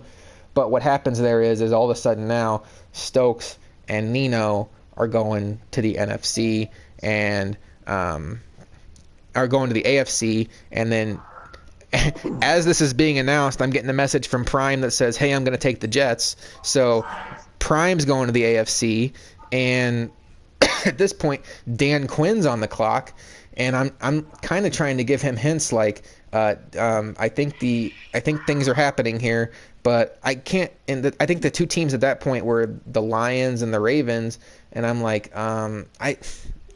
I looked at the Lions. I didn't see one thing I liked about that team. So I wasn't gonna lie to him in private message and be like, well, you should take the Lions because they have Marvin Jones. Like, I was just like, yeah, the Ravens are probably better, but I didn't know how. So I think I may have even told Dan Quinn. I don't. If I'm wrong about this, it's not because I'm lying. It's because I talked to a lot of people today. I may have told Dan Quinn, like, hey, Stokes and I have a deal on the table. Stokes is going to the AFC, so AFC is tougher than it looks right now. But I didn't tell him about the Nino thing because I thought that was their move to leak out before it was announced if they wanted to. So he ends up. I already said that Mega was one of my goons, right? Mega was the Pats. When I told him that the deal with Nino fell through, I was like, dude, Nino's coming for you. Like, I'm just going to warn you ahead of time. This is about to get announced. You need to get out of there. And that's when he made the trade with Quinn. I don't know if Quinn knew Nino was coming or not. Those guys are fairly close, but Quinn got the Patriots, and Dan got Quinn got the Patriots, and then Mega got the Lions. Okay, so here we are. Now, Danny comes up on the clock and takes the 49ers. I'm already pissed. because like this is all falling apart because I'm going to announce this all at the same time, and it looks like I'm fucking okay. Good. Mega told Dan at the time that Nino was coming, so now I don't feel bad. And Dan's confirming in chat that I told him about Stokes. I'm already pissed because it looks like I'm ducking MVP and Nino, and I'm just like, here, Stokes, you go to this terrible division, which wasn't the case at all. I was trying to make it harder on myself, and it looks like I'm making it easier. I get a message from T-Mag like, you know what I'm going to try to do now? Because what was also going on was Kreppel was trying to figure out a way to get in the same division as Frank because they're roommates. And he's like, I'm gonna see if I can pay Danny Sanchez to go to the AFC North because okay, so the draft finishes up. Magic takes the Colts, Prime gets the Jets, Mega gets the Lions, and Frank gets the Ravens. So he's like, I'm gonna see because now Kreppel's in Los Angeles at this point in time, the Rams, and Frank is in Baltimore. T-Mag's like, I'm going to try to pay for Danny Sanchez to go to the AFC, get the Ravens, and then Frank can come down here. So he was trying to build a Reese, Frank, Kreppel division. And I'm just like, God, everybody's going to be out of the NFC at this point, and it's going to look so bad. So I'm glad that didn't end up coming to fruition, and it ends up being Mega swaps with Kreppel. So Mega goes to the Rams, Kreppel goes to the Lions, and then Mega swaps with KK the Destroyer. So then Kreppel and Frank get in the AFC North, and KK the Destroyer, who I think is actually pretty good, comes down to the NFC and it takes over the Lions. And that is our team selection. Anybody have any questions on all the stuff we just went through? Yeah, that made they no got rid sense. of Can you go through all that again? Please. So next year lists? I'm exhausted. I don't even want to play Madden now. Can we wait till 19 comes out? All sales are final, no refunds. So the most interesting thing to me in this whole process was how the AFC East looked so easy. Looked like it was going to be the cupcake division, or at least nobody was picking the teams. And now, when you look across the divisions, that is the absolute brutal division of the league. Nino, Joker, Hitman, and Prime. That is brutal. And one of those guys are going to be out of the playoffs every year. Yeah, no doubt. I would say two, considering myself an MVP in the South. That's for the record. Yeah, I mean, that's true. Stokes in it. So basically, to JD's point, you're going to have two of the following six guys going for division crowns, and then only two more are going to be able to go to the playoffs. So Nino, Stokes, MVP, Prime, Dan. Who am I missing? Joker. So yeah, it's going to be a classic 10-6 guy not making the playoffs, and your 8-8 guy from the AFC West will be making it.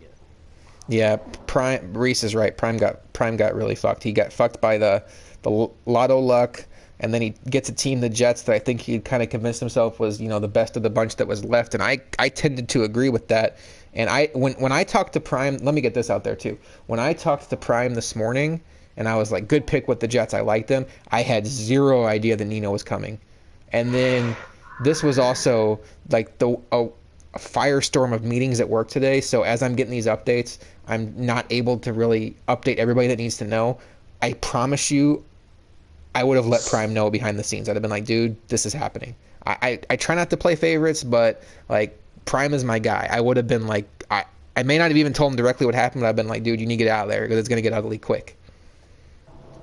So, yeah. Yeah, I think overall the conferences are pretty even. I see 6 or 7 guys in the AFC that are solid. I see 6 guys in the NFC that are solid. The big difference, though, is that in the NFC they're spread out, and in the AFC they're all bunched together in 1 or 2 divisions. So you're going to have some really good guys in the AFC not make the playoffs. Yeah, and unless somebody in the NFC, kind of surprises us, I feel like the playoffs will probably be fairly chalky for the most part, almost every year.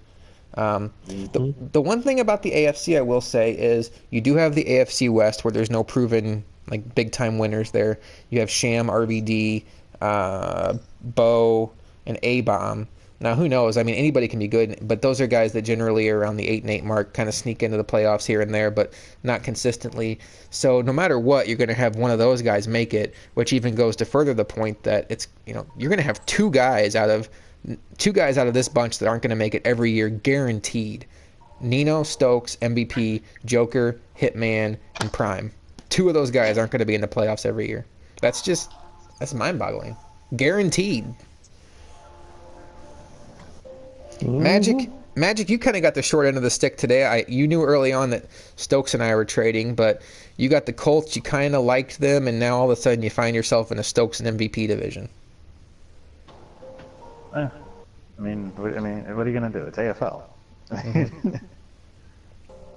That's all I really got. Stokes is better than you, but it's not like it really drastically is gonna change my outlook on the division. I mean, it was you and MVP. Now it's Stokes and MVP. I mean, life is life. Mm-hmm.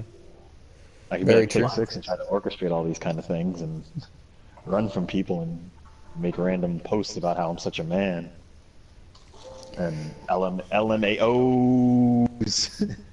But not a child. What do you want to say about pick 6 now? Because you said something to me about you don't want to hear anything from him in Madden 18. No, I don't want to hear, I stopped caring in the first quarter. Oh, I don't even care about this game anymore. Oh, you're a bum. Have you done anything? No, listen. Get your panties. I thought we got rid of Vane. I just... I don't know. It's just this loud voiced, boastful people who have accomplished nothing and then act like they're one thing and aren't. It bothers me. Yeah, I do like T-Mag. I think he's I think he's a good guy, but he's when it comes to competition, he's just built different than me. I know that. I think he's built different than everybody that's on this show. E-Dub, weren't you somebody that was saying like, if the best guys come to your division, it's only going to make you better, and like you got to play them anyway? And what are you doing here? Yeah, I mean, you're not, like I said, you're not going to get it better until you play these guys, until you sit up there and you get the reps. Because most of the time when you play these guys, they got some of the best plays in the game already. And you might even learn a couple of things from them. So that's why I said, I posted on Hans when he made a guest appearance today. I said, yo, let me play you and shit. I could learn a couple of things from you. Yeah. If you look at it like Hans sports, was in my division for a while. That was a fun year. Guys, I gotta go, man. All right, E-Dub. Snabs outside. Have a good night, man. All right, Yeah. brother. All right, Stokes. Any thoughts as we wrap up the team selection whole process? We've kind of uncovered everything that happened. Anything that stands out to you? Just basically to reiterate what Edom just said. I mean, you can only avoid these people for so long. I mean, is it something to get to the playoffs? I suppose so. But I mean, you can only avoid me or Nino or guys like MVP or even everyone else essentially for so long. I mean, you're not going to get better unless you play them, and that's exactly my whole point regarding just not.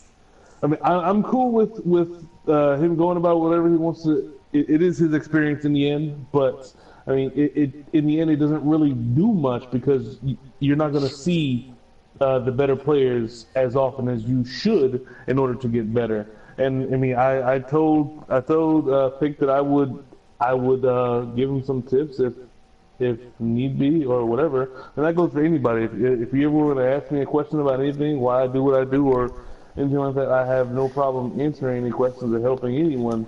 But the best you can do is by playing these people, and that is the best way to get better. I got a question, Stokes. Yeah. Why are you such a buzz? I was gonna say, if we're gonna be able to ask you why you do what you do, there's a lot of things we can ask. I mean, I'm just realistic. I mean, what do you want me to do? I mean, if I see something that doesn't make sense, I'm like, hey, it doesn't make any sense, and I have to explain. I mean, not explain, but figure out. Just, I mean, if it don't look right, it don't look right. Hey, fellas, stop having fun over there, okay? Your laughter is too loud. All right. So, Well, Josh, yeah. what do you think, sir? I don't know. This is just a suggestion. Go through and ask who won the draft, who lost the draft. I think that's a great answer or a great question. A great answer for that. Okay. I think SJR won the draft. Now it's easy to say when you start with pick 1. Mm-hmm. But I think Cincinnati is a very good team, and he got them all the way down at 25. So Yeah. he got a profit. I think he traded twice, right? He traded twice because he traded with Kreppel to lock in that 25th spot. Right. So he got to move down off a profit, and then he got a team that I think is better than I think a lot of people are realizing that they are. I like that pick. I would So say, who lost the draft? yeah. Who do you think? Who lost? Pick 6. I don't know, man. I mean, I no one don't looks know. worse, right? Well, I don't know. Maybe he lost it in reputation, but he ended up with Seattle in a division that's hard but not brutal. Unfortunately, I think I think the Prime lost it. Prime lost it. Prime lost it from the standpoint of he had 0 pick luck, and then the last day of the draw ended up coming back to bite him. Donald Livingston lost it because, well, I mean, I don't know. He traded into a division with MVP and and winds up in a division with MVP and Stokes. That's kind of a wash. But he got who he wanted, Mm-hmm. I mean, quite honestly, I paid up twice and wound up with the Bears. That's not necessarily on paper a good move. Yeah, but see, I'd say Well, you Mega won. paid twice and wound up with the Rams. Yeah. Well, that's true too. So, Josh, I would say you won the draft because you got what you wanted, which was a well divided league. So I'd say you won in that regard. Trying. I think it would have looked better if Nino had stayed. I'm glad Nino got his team though, because I know he wanted the Bills all along. I think it would have been nice to not have all 3 top dogs in the same conference, but what can you do? Who else did really well for themselves? I thought RVD got great value. RVD got great value when he got the Chargers. Stokes got tremendous value getting the Texans today. Stokes went from 0 balls to having the Texans. Right. Indeed. All the NFC South guys, because they got their wish of having a division of guys that are similar to each other. I think ahead. one of the biggest losers of the draft was KK. Yeah? Well, he's in I think- Detroit. Yeah, I think he made a little cash. Maybe did he? I don't know. But man, that last trade and the way it ended up, and then being in Detroit, that's tough. What if I told you? He's gonna struggle. What if I told you that KK? 30. What if I Yeah, told? indeed. What if I told you ahead, that KK made triple figures cash this draft? Well, then I would say I'd have to say that he probably evened out then. I'm not going to get too much into details, but I will say that the trade KK made today, I don't think anybody would have turned it down. Okay. So I'll just throw that out there. All right.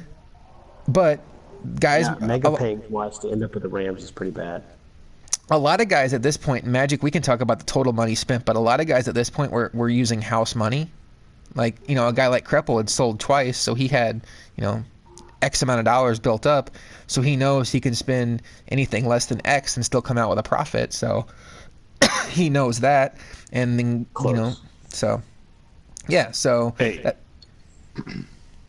yes. I don't have the KK to Detroit trade on here, Oh, you don't?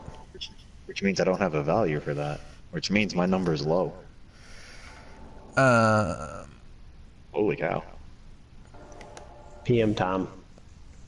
Yeah. Yeah, I'll throw it in the time machine for you. Reese, it should be close. It was not quite triple figures, but it was real close. to make what I made and end up with Tampa I feel like it was pretty decent. The real winner is pocketbooks. If people used to use pocketbooks. Speaking of pocketbooks, Magic, you want to tell us what the grand total was of money spent during this entire process? You know what? How about before Magic tells us? Jesus. Why don't we guess? People guess. JD, what do you think the grand total of money spent was? $12.50. Stokes? No, Stokes, you know, don't you? I don't know. I'm gonna guess like 1,500. Never watched Price is Right, obviously. Well, 12.51. You should have went 12.51. What's the prize here? All right, Magic. What was the total amount of money spent during AFL Madden 18 team selection? With the addition of KK to Detroit, we have shot up to $14.50.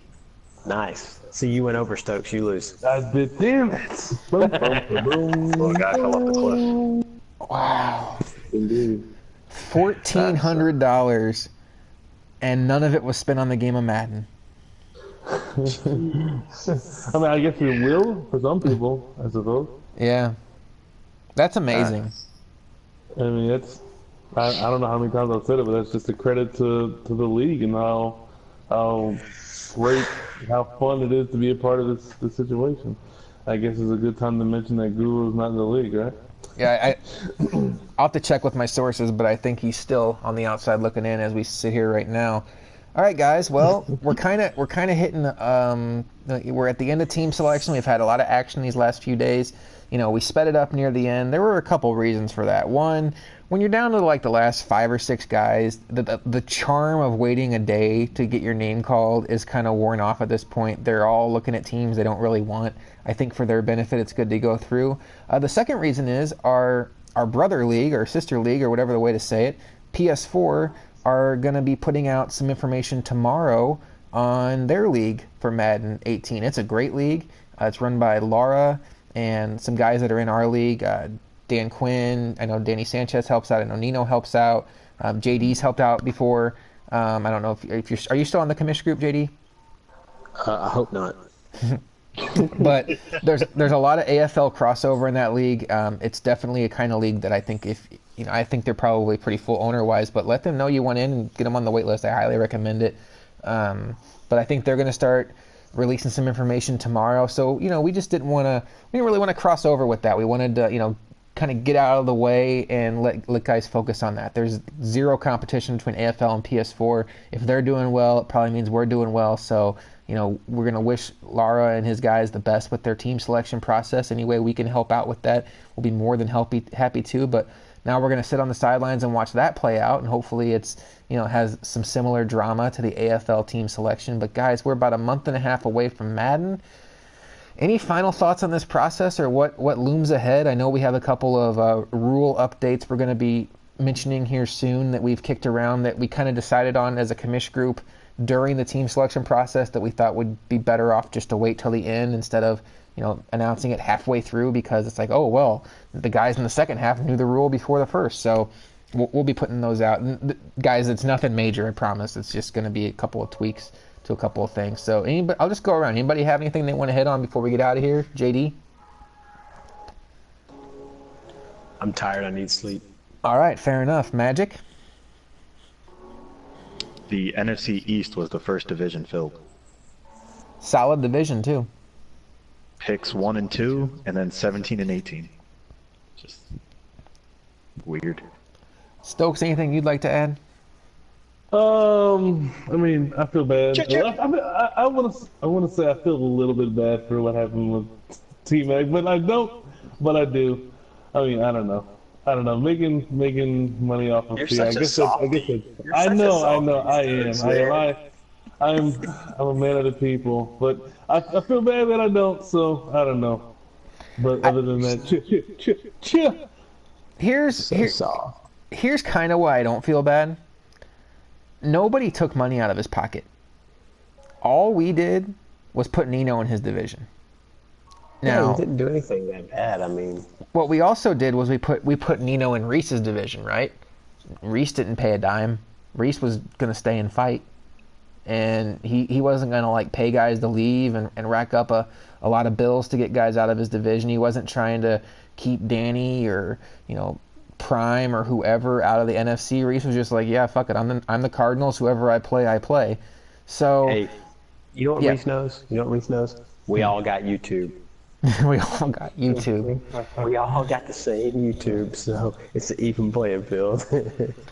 We're getting some feedback in chat. Reese says process was great job, guys. Prime says I don't trust the process. Poor Prime. We're probably not going to be giving out any first overall picks ever again. We'll probably just let either the randomizer do that. Did you tell Prime about how you had to enter, and Stokes about how you had to enter the ethnicity of the person that had the balls? Did you tell them about that? I didn't want to have to put that out there because there's a rumor going around that the draft lottery is a little racist. Yeah, Very much so. We're sitting here with Chicago, Indy, and the Jets. So unlike scary movies where the black guy goes out first, it's the opposite. The black guy goes last. All right, Stokes, you talk about the commish cap a lot. This was the first year we didn't use the commish cap. If you take trades out of the equation, the 4 commissions picked at 19 RVD, 20. Where the hell are you at, Stokes? Oh, 20. No, Stokes is 29 Magic. Stokes picked at 28, 29, and then 32. I would have been the last pick in the draft if I hadn't traded up. It would have been that was kind of sloppy as I explained that. 19 RVD, 28, 29 Stokes and Magic, and then 32 Josh. Stokes, are you going to be pushing hard for a commish cap next year, or do you like it like that? No, I like the lead. I'm kidding when I say I'm with the commish cap. I don't mind that. And I'll just throw it around the table here. Magic, is there any way we go back to list next year, or is this process too much fun at this point? I missed $40. The total is $14.90. Hey, close this. Stokes, you still lose. Hey, shut up. I mean, there's. I'll give somebody $10 for something, and then I'm right on the money. All right, Stokes, I'll take $10 from you.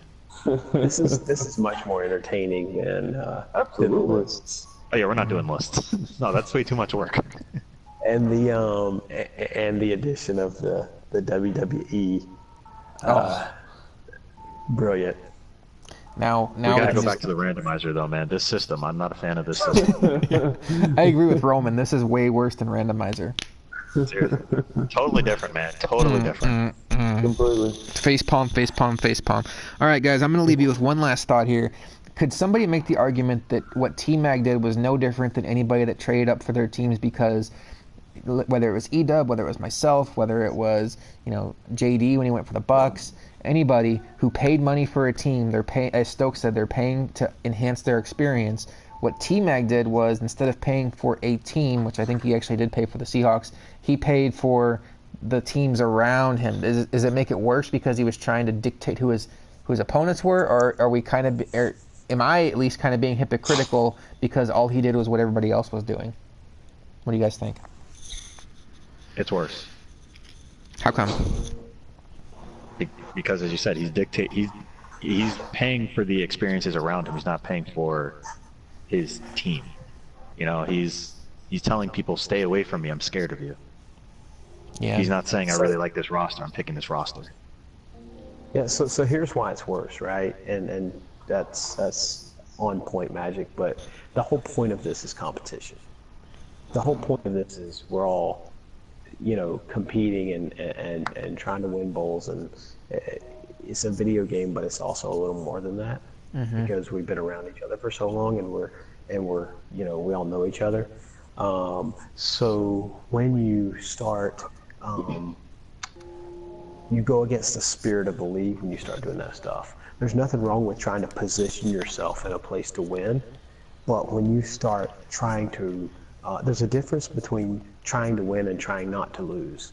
And what he did was he ran. He tried not to lose, and it's probably part of the reason why he doesn't have the success that he wants to have, because he probably carries that mentality over into his games.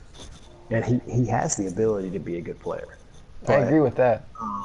I think that he's got to get it's his own the way that he sees himself when he goes into these games, thinking that he's already going to lose.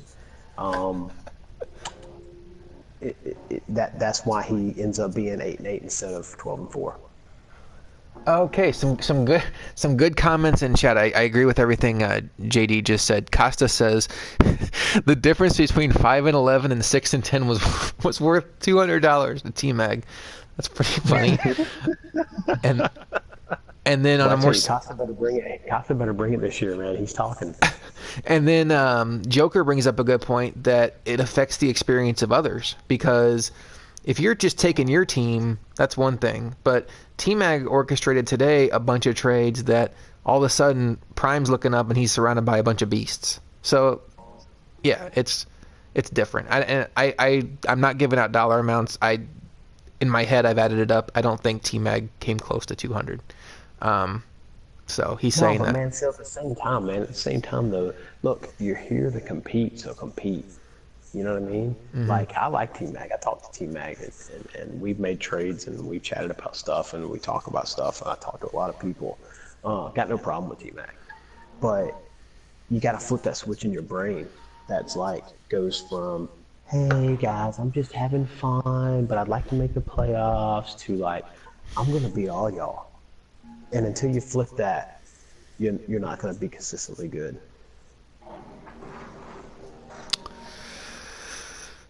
Okay, guys. What has to happen in Madden 18 for this? This is the last question I'll go with before we can get out of here and JD can go to sleep. What has to happen in Madden 18 for it to be a successful effort for T-Mag? Stokes? Does he have to win a Super Bowl? Does he have to win his division more often than not? What has to happen? I think that he would actually consider it a win if he made the playoffs more than Reese did. I think that is the most. I don't think he will measure his success as far as what he's going to do overall. I think he will measure his success as the way he does comparing to Reese. I think they're just people that just have different goals, and I mean there's nothing wrong with that. It's just you play for whatever your goals are, and I think that while he may or may not say his goal is the Super Bowl, I think he consciously or subconsciously does measure himself up to what Reese is doing, because that's the guy he goes at the most, and I think that that would be what he's gonna what would be his calling card for those for the season. Yeah, that's fair. And you know, he's saying in chat that he came out less than 100 out of pocket. I don't. Well, that's I don't not know. true. I don't think that's. I don't know. Whatever. I don't think it's that far from the truth. I wouldn't agree with that, but I don't think it's that far from the truth. I think it's closer to that than the 200. But yeah, I'll say this: T-Mag did not spend the most money. He made the most deals. He didn't spend the most money through this process. So Yeah, he didn't go full vein. Yeah, that's right, though. He's right, though. He made 85 from Donald. oh, that's right. We're out here dropping numbers now. Yeah. Well, we already knew that. That was public. Mm-hmm. Joker makes a point that I'm going through the Bears uniforms now while we're kind of going through this last conversation, and they're looking pretty nice. Oh my God, those are hideous. All right, Magic. What has to happen now for this to be a successful season for T-Mag, or do you even really care? I didn't know that was an option. Yeah. I don't care about him. What about what this has to be for a successful AFL 18? Well, Oh. T-Mag's got to make the Super Bowl, seeing as how he's orchestrating the entire conference. He doesn't have to win it. He can lose it. That's fine. What if T-Mag plays Reese in the NFC title game? You know, JD brought up a good point. Some people said Madden 17 was a down year for AFL. I wasn't around. It looked like the commissioners were putting in a lot of work. You've been paid off now. You have to be around. Yeah, I know. What do you guys think? I mean, you guys know my whole thing is make AFL great again. I think AFL's been great, so I don't want people to think like, oh, guys, I'm back. It's going to be great again. Like, I think it's been great. I just want guys. I saw enough guys saying like, oh, it seems like AFL's dying. Where I'm like, not on my watch. Like, we're going to come back. Round up the troops. Like, get back in my messages with Stokes and Magic and RVD on a daily basis, and talk to my guys I talk to every day. I'm talking to JD every day, talking to Costa every day. Let's be exhausting. It's you guys are obnoxious. Stokes, what has to happen in Madden 18 for AFL to feel like going into 19 that everything's just perfectly fine?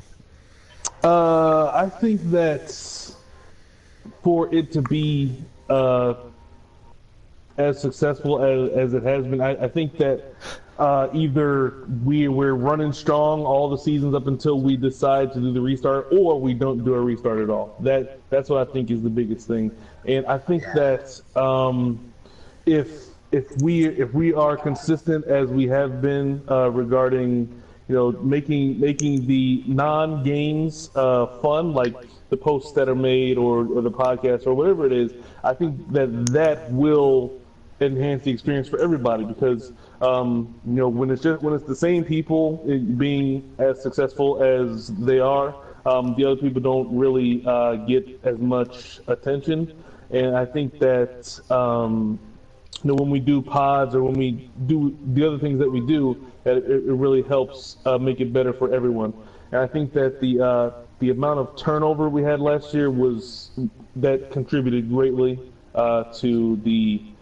I mean, it was a down year by AFL standards, I guess, but it was it was so great for me. I mean, I didn't win a Super Bowl, so I guess it's not bad. Then it was great for everybody else. Yeah. Magic, what do you think has to happen for AFL to be great again?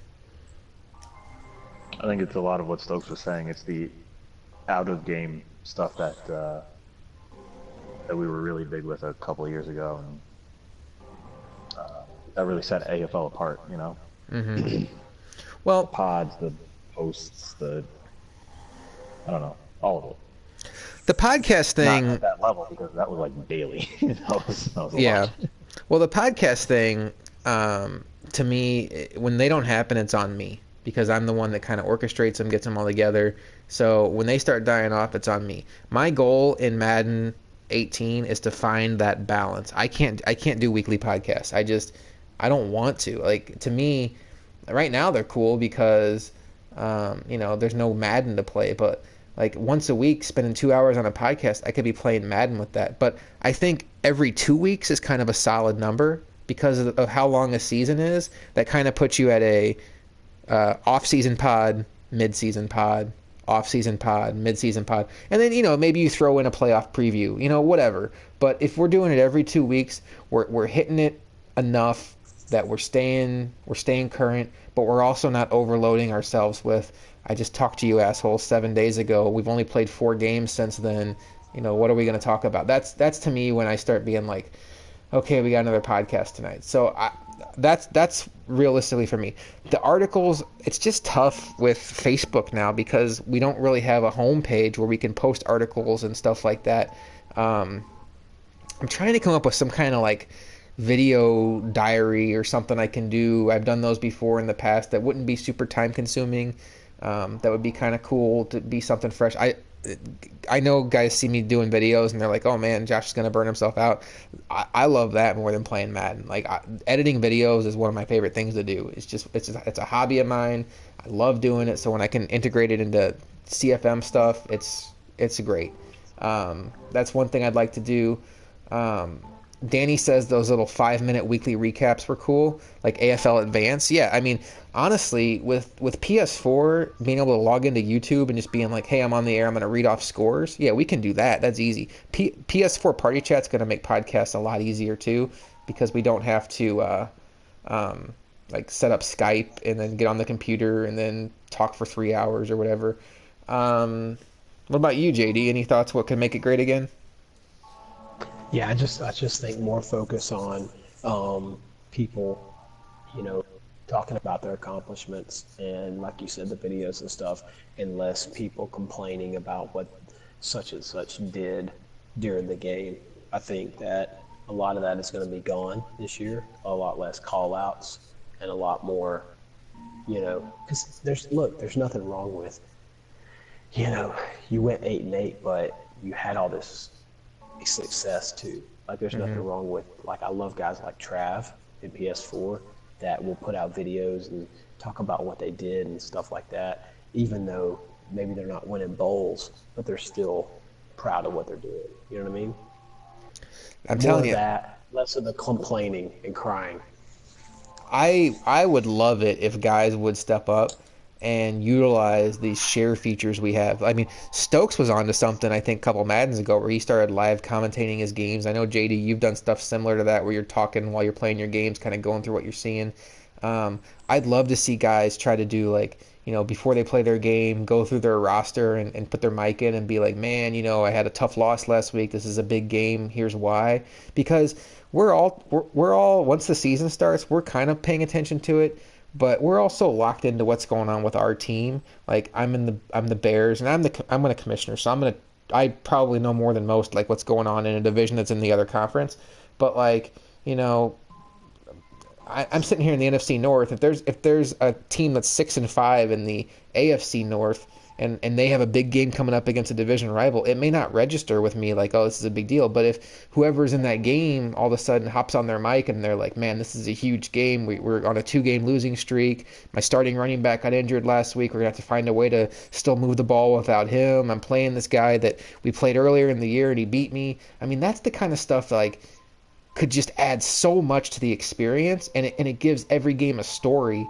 And I don't know. I mean, I could start doing that. I just wish guys would maybe try to do that. Roman does a little bit of that stuff from time to time, where he hops on the mic and starts going through guys' rosters.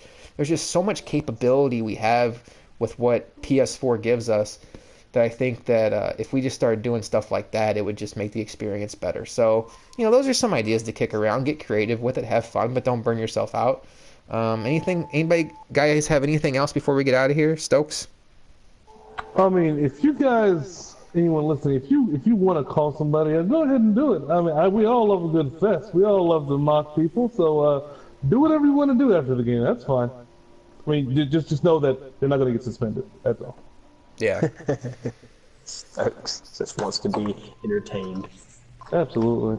I love the fact that all the games are streamed, and the fact that not everyone, but most people's schedules are different. So during the day, if you're working, and there's probably a stream going on when we're kicking as well as we do, and I think that's always fun, because if I'm working and I'm not involved, if there's a game on, I'll watch the game, especially if it's someone that I feel is good or a game that's important to my season. So I think that if we're just what we have been, I mean, it's going to be great. And I think that we're off to a great start with how invested we are, or most of us are, in this season. I think that's going to play a big role.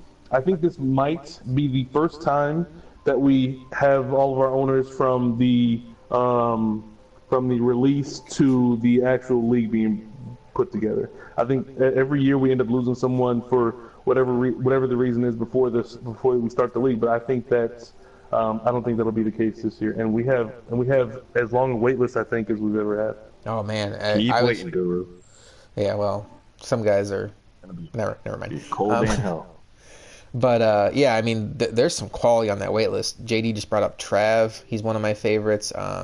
We got Jeff B, who looks like he would just be a super solid addition. Shadow, Shadow to me has some of the most upside with some of that stuff I was talking about, where he'll get on the mic, he'll tell you his team's whole story, and then you start watching the game and you're feeling it. Like, you're like, man, I really want the Shadow's team to win this game. And the excitement in which when Shadow pre-Super Bowl Shadow, he was one of the best streams to ever watch in AFL. It did not matter if he was 2-8 and he was going against a 3-7 team. His streams were must watch because he did like TV presentation style where he would announce the game. He'd talk about how Colt McCoy has thrown 3 interceptions in the fourth quarter and how every time, just little things like that just give I mean, I don't expect everybody to do that, but it just made it more than just watching two guys play Madden. So, food for thought. All right, guys. JD, go to bed. Thanks for hopping on, though. Peace. Magic, Later. Thanks for keeping track of all the trades and the money. 17 picks got traded. 15 did not. Wow, that's math. And Stokes. Well, I mean, certain people who listen, I don't know if they could do 32 and 17. I suppose that makes sense. And Stokes, thanks for hopping on tonight. And I'm glad you got your number 1 team in this draft. Yeah, it's. I guess that was a nice consolation for losing to Nino again in something. You guys both got your top teams basically, so that's good. Yeah, Magic. Somebody want a free Magic? Who do what now? Free Magic from the Colts? Oh, no one wants these problems. I mean, the Colts and the Jets. That's probably going to be the hardest sells ever, I would think. The Colts aren't that bad. I like the Colts. The players. Speaking not terrible. Let's check out the uniforms. Oh no, the uniforms are the worst in the league. They're bland as F. They got just blue or white, and that's it, right? Don't they even Yeah, have? I mean, uniforms. They're 32 out of 32. Yeah. I mean, there's not a team in contention. Well, now they have that alternative blue helmet. That's pretty cool. Oh my god! Like you stabbed me while I'm being shot. My goodness. Oh my god, their color rush is hideous. This is bluer than blue. Hooray! Yeah. I mean, at least with the addition of color rush Magic, you at least have the opportunity to throw some blue pants on the road and stuff like that, and you can go all blue, which at least breaks the monotony. I kind of want to do owner mode just so I can move them for the jerseys. Who we still got in here? We got. It's something we haven't really considered yet. Uniforms? Talk about uniforms all the time. Doing owner mode to allow people to move their teams. But see, the problem with that is, you get the actual coaches, and then there's a whole lot of problems that can come with going to owner mode. But I mean, I like the thought of it, but there are just advantages inherent that you can have being an owner. Ooh. Which is usually why we don't do it. What happened to Josh there? Justin said something in chat, and it made me, like, whenever guys pop up in chat and start saying stuff, I'll just kind of go to their team and start cycling through uniforms. So I went to the Saints. God. Oh, no, the Saints, man, that's not fair. Dude. You can't go from the Colts to the Saints, man. That's like going from a 1 to a 10. They don't have a bad option. I know. These are, I mean, the gold pants work with the black stripe on the road with the white jerseys. That's sharp. But then you can throw the black pants on there, and then they got the all-white color rush. Oh, man, this is great. No, man, that whole division is unfair. It's stupid. Yeah, it's... I'm not as high on the Bucks. To me, the best division, the best uniforms in the game, though. We agree it's Carolina? I don't know. I don't know, not. man. I really like Atlanta. Let's check it out. Carolina's way up there, though. I mean, we've done the top 5. They're all in the top 5. God, Carolina though, like, so to me, like, their normal home jerseys are pretty sweet, but to me, it's when you start getting to like the light blue tops, and then you can throw those light blues they're crazy. Those are fire right there, and then you can throw some black pants on there if you want to. Oh my god, like I'm jersey gasming right now.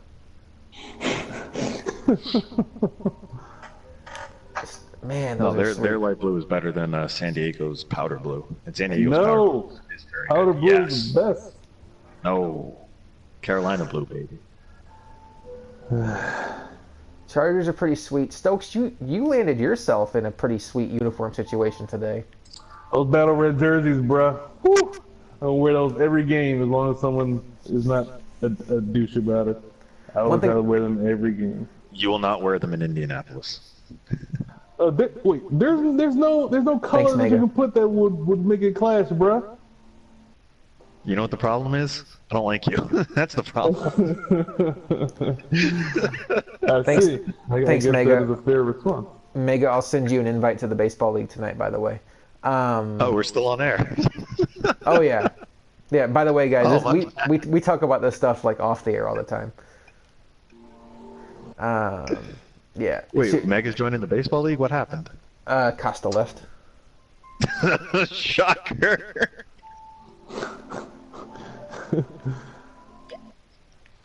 I'm not digging these. I'm not digging these all blues.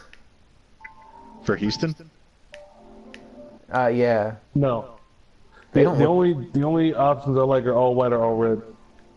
Oh, I like the Joker. Blues. So Joker. let's just trade teams. Like this jersey thing is real. Like you have to consider jerseys when you're picking teams. Joker's like, why didn't I consider jerseys more? I mean, you got to look at this team for months. I mean, depending on who you are, it's not really that long. Yeah. See, what I like, Stokes, what I like for your options, though, is now you're talking about wearing battle red every time. I just like the fact that you have so many different options. You can go white pants, blue pants. I think you even maybe have red pants. And then, you know, You have to switch the pants to get it all red. that's what I like. What I don't like is apparently, even in Madden 18, I wish they would add this in. When you're Houston, you can't choose whether to have the roof open or not. That would be nice. That would be a nice It's just addition. automatically closed, right? I think so. It's just a dome, yeah. That'd be nice if you You know could what I choose don't that. like? Chicago's jerseys. Yeah. Yeah, They're fight me. no, I mean, so they're not the worst, but they're not. They're not bad. They're just kind of bleh. Let's check out Joker's jerseys. I don't remember the Oh no, Dolphins. we don't have to. Are the Dolphins that bad? I feel like when they went. I feel like when they I went to like like their a, teal. I like I their think teal. when they went to like The a teal little is bit better than the orange and the white. when they went to like a brighter teal, it got better for me. Like remember when they almost had like those greenish color jerseys like 10 years ago? Those were ugly. I think this brighter teal, it kind of works for me. Buffalo's got the best jerseys in that division. Yeah, Buffalo's jerseys are sweet. Oh god, those color rushes are nasty in Miami. Oh, you know whose color rush is terrible? Jacksonville. Oh yeah, they have the worst. Who designed that? Like bright yellow or goldish. It's like if you were just throwing up mangles and bang, they made that a jersey color. That's a great call, Omega. The old school Rams are sweet. Oh, the Rams guy. I like the St. Louis Rams jerseys, the blue Yeah. and gold. I got a Marshall jersey somewhere. That color rush Jaguars, it's terrible. Now, the Jaguar jersey, like from the David Garrard era Jaguars, those aren't terrible. But You mean the last time they made the playoffs? yeah, but you know the Is that true? Jaguars. No, yeah. Yeah, that's. Crap. I was just kind of throwing it out there. You know, I'm gonna give a little hot take right now. The Jaguars, their jerseys aren't that bad. I mean, I don't like. Okay, what I don't like is when teams get too creative. Like if you're watching on the stream, the shoulders. Like when you got the jersey that's one color and then like the shoulder pads are another. Like that to me looks stupid. I like the black on black, the Yeah. Jags jerseys. Crime Who Lab. are we just talking about? The Rams for Mega. Let's go check them out. The Magic, you like the old school Rams, right? The Eric Dickerson Rams? So With the White and yellow? blue? No, I like the newer Rams, the St. Louis Rams. the color rush are all yellow. You like the St. Louis Rams, like the ones when Warner played when they were yellow and like royal blue. Well, it was more goldish, I thought, than yellow. That's So why. like dark gold and navy blue, those ones. Yeah. Okay. Yeah, I like those. Yeah, those are pretty sweet. Good thing, Mega, what you have is you have like they change jerseys so much is you just have so many combinations to go with. You're never going to get bored. And those 2000 alternates, like the gold top, those are pretty sweet. I like those. And the Oh, yeah, seven, those are nice. yeah, those are really nice. And then the 60s, those aren't bad. I'd probably maybe rock those a little bit here and there. Oh, you know who else is boring that's out there? San Francisco. I don't like those, man. Let's see. I don't know if the red is too dark or what, but something about them it just Oh, doesn't oh, click. Shit, I just hopped into a game by accident. Fail. Come on, man. I'll hop out of that in a second. The thing about the Niners is they're just one of those teams that, like, when I was a kid growing up, they were super cool. I mean, this is going to show my age, but they had, like, Steve Young and Jerry Rice and Terrell Owens and stuff. So, like, I've heard of those guys. they were always In my on history books. they were always on TV. So, like, even though the jerseys aren't the best, like, when I look at them, it's kind of like it's nostalgia for me. Just that look of, all right, I remember T.O. catching that ball against Green Bay in those unis, so it's pretty cool. That's because T.O.'s a man. Dude, how is he not in the Hall of Fame? Because the Hall of Fame is stupid. Yeah, Travesty. because sports writers like to make it all about their egos. All right, I'll be a sports writer. I'll fix this. Yeah, because you don't have an ego. I'm the most humble person you know. And you're not too proud to admit it. You know what I was talking about with Costa the other day is we were talking about the Giants and how their uniforms in general are pretty meh, but those old school like Phil Simms Giants jerseys, especially the all white roads, those are pretty sweet. I don't mind the red jersey. I mean, I don't mind the blue one either. They're solidly okay jerseys. Yeah, I think with the Giants, you have enough options where you will never get bored. I don't know if you get the pants options with the Giants. It seems like you either get gray or white. I think that's it. Yeah. The red's pretty a nice little alternate. Okay, so here's the throwback here, the home throwback. So do you have the road throwback? See, I think what you have to do here is this, and then throw a white jersey on it. So you're not going to get the true. That's pretty close. Use the color rush white. That's kind of like the Phil Simms look. That's sweet.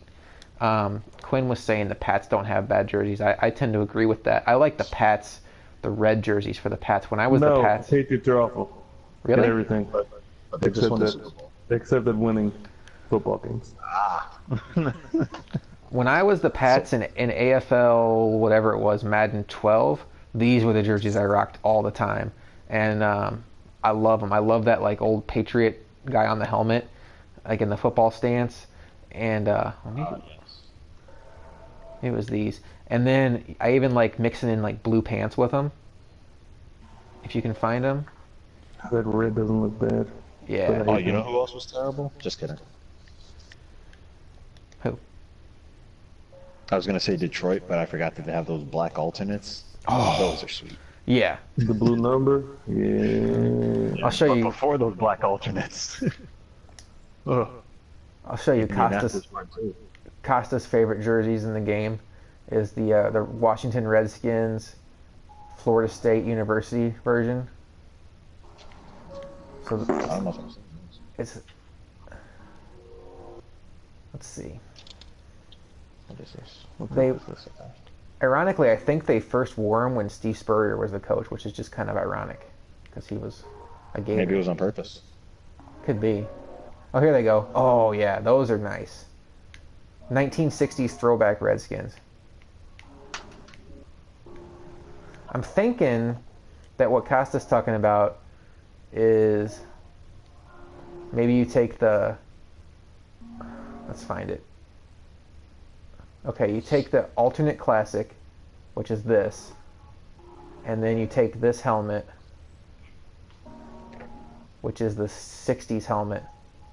Then you get a little closer to Florida State, maybe. But yeah, that helmet's sweet. I wore those a lot when I was a Redskins. Anybody else we need to go through here? The Jets are kind of shitty, right? Yeah. Jets all white on the road are kind of nice. I always go for all white, but you know. I like white on the road. Steelers are kind of boring. Yeah. Those Bumblebee jerseys are the worst in history. Oh, you know what one of my favorite in the game is the old Tennessee Titans with the Houston Oilers look. I know you guys are too young to know that, but back in the day, those Oilers ones were sweet. All right. Aren't the Oilers jerseys powder blue too? Yeah. Well, not powder blue, but a light blue. Broncos Yeah, they throwback. got the oil. What is? That's not an oil. What's that? What is that thing? It's not a tower. Oil Yeah, tower? it's an oil rig. That is an oil rig. I was going to say that. I thought a rig would be differently shaped. Are these what you're talking about, Mega? The orange and blue Elway ones are the ones they wore when Elway won the Super Bowl. I think they still wear that Broncos have version good there. jerseys. Yeah, he's All talking about Broncos options are good, Creamsicle? except the creamsicle. Creamsicle just does not work, as we There's- saw with Tampa.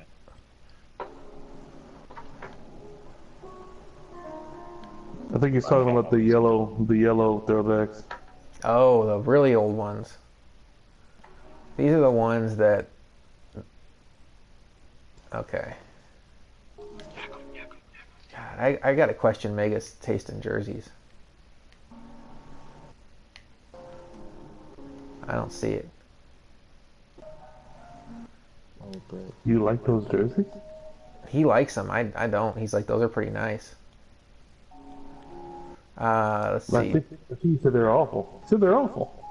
Oh, throwbacks are awful. Okay. I'm glad you can read. So it's not typos anymore, it's just being literate. Yeah, exactly. What are the Jets old school? Are we thinking like Namath era?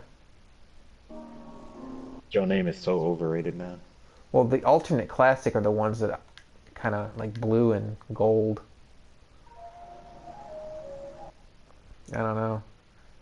Oh yeah, these. You know, Those are pretty nice. I don't know. I have wouldn't you want to looked look at at. Green Bay? You like Green Bay? Let's analyze Green Bay real quick. Because they're like throwback alternates or whatever. They remind me of the Jets Titans jerseys, which is weird. Let's see. I know. And like they're So I know green. I know I just said this about San Francisco, but like the Green Bay, like green and yellow doesn't do anything for me. I know that I've seen tons of cool Green Bay players, but like I just hate looking at that, and there's not enough variety to get excited about being Green Bay. But the ones you're talking about here, like it looks kind of like Pittsburgh Steelers and Notre Dame had made a baby, and it came out looking like this. well, how different is that from the Jets version? That the Titans or whatever they're called.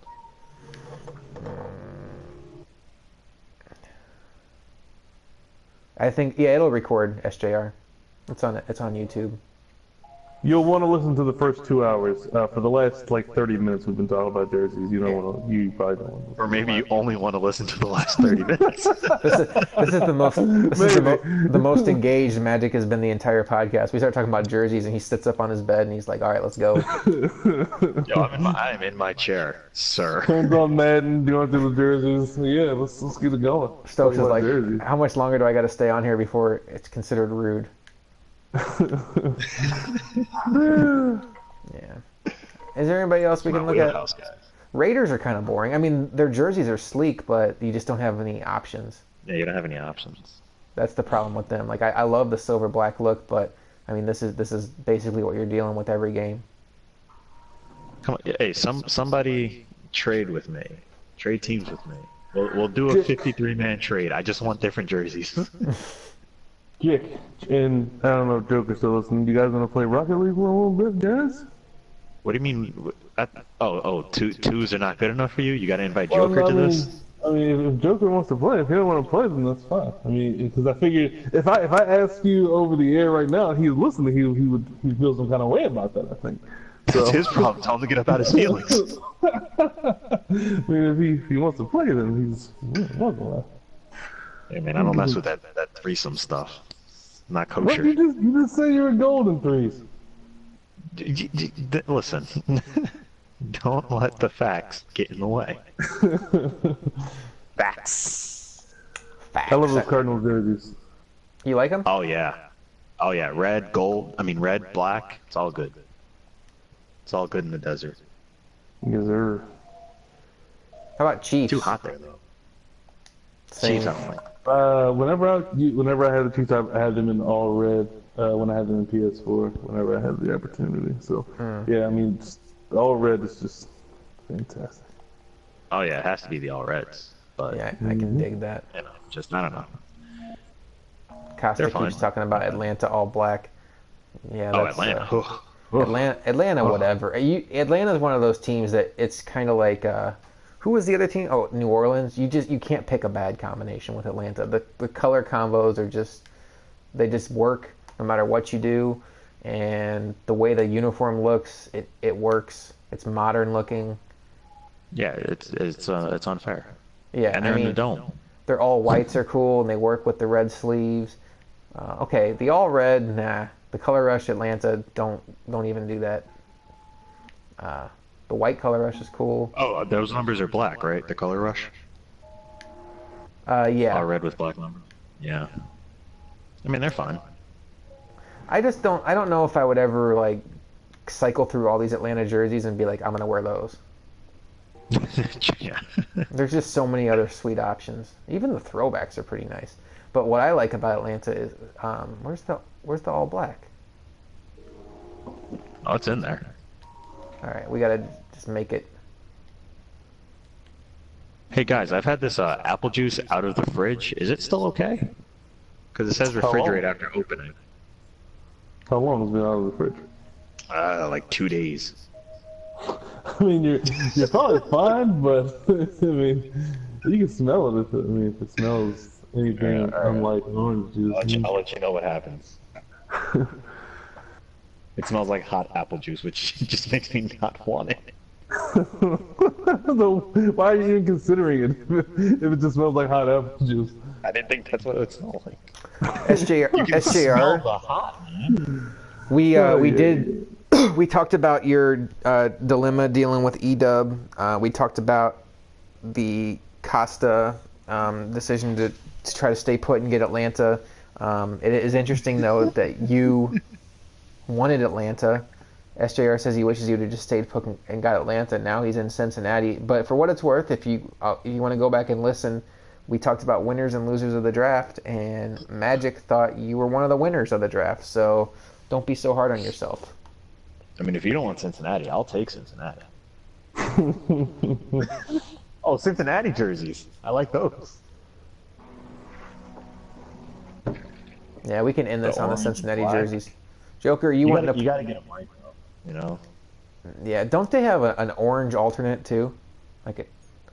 Yeah, they have an orange top with black numbers. I also like. Yeah, I like that They're too.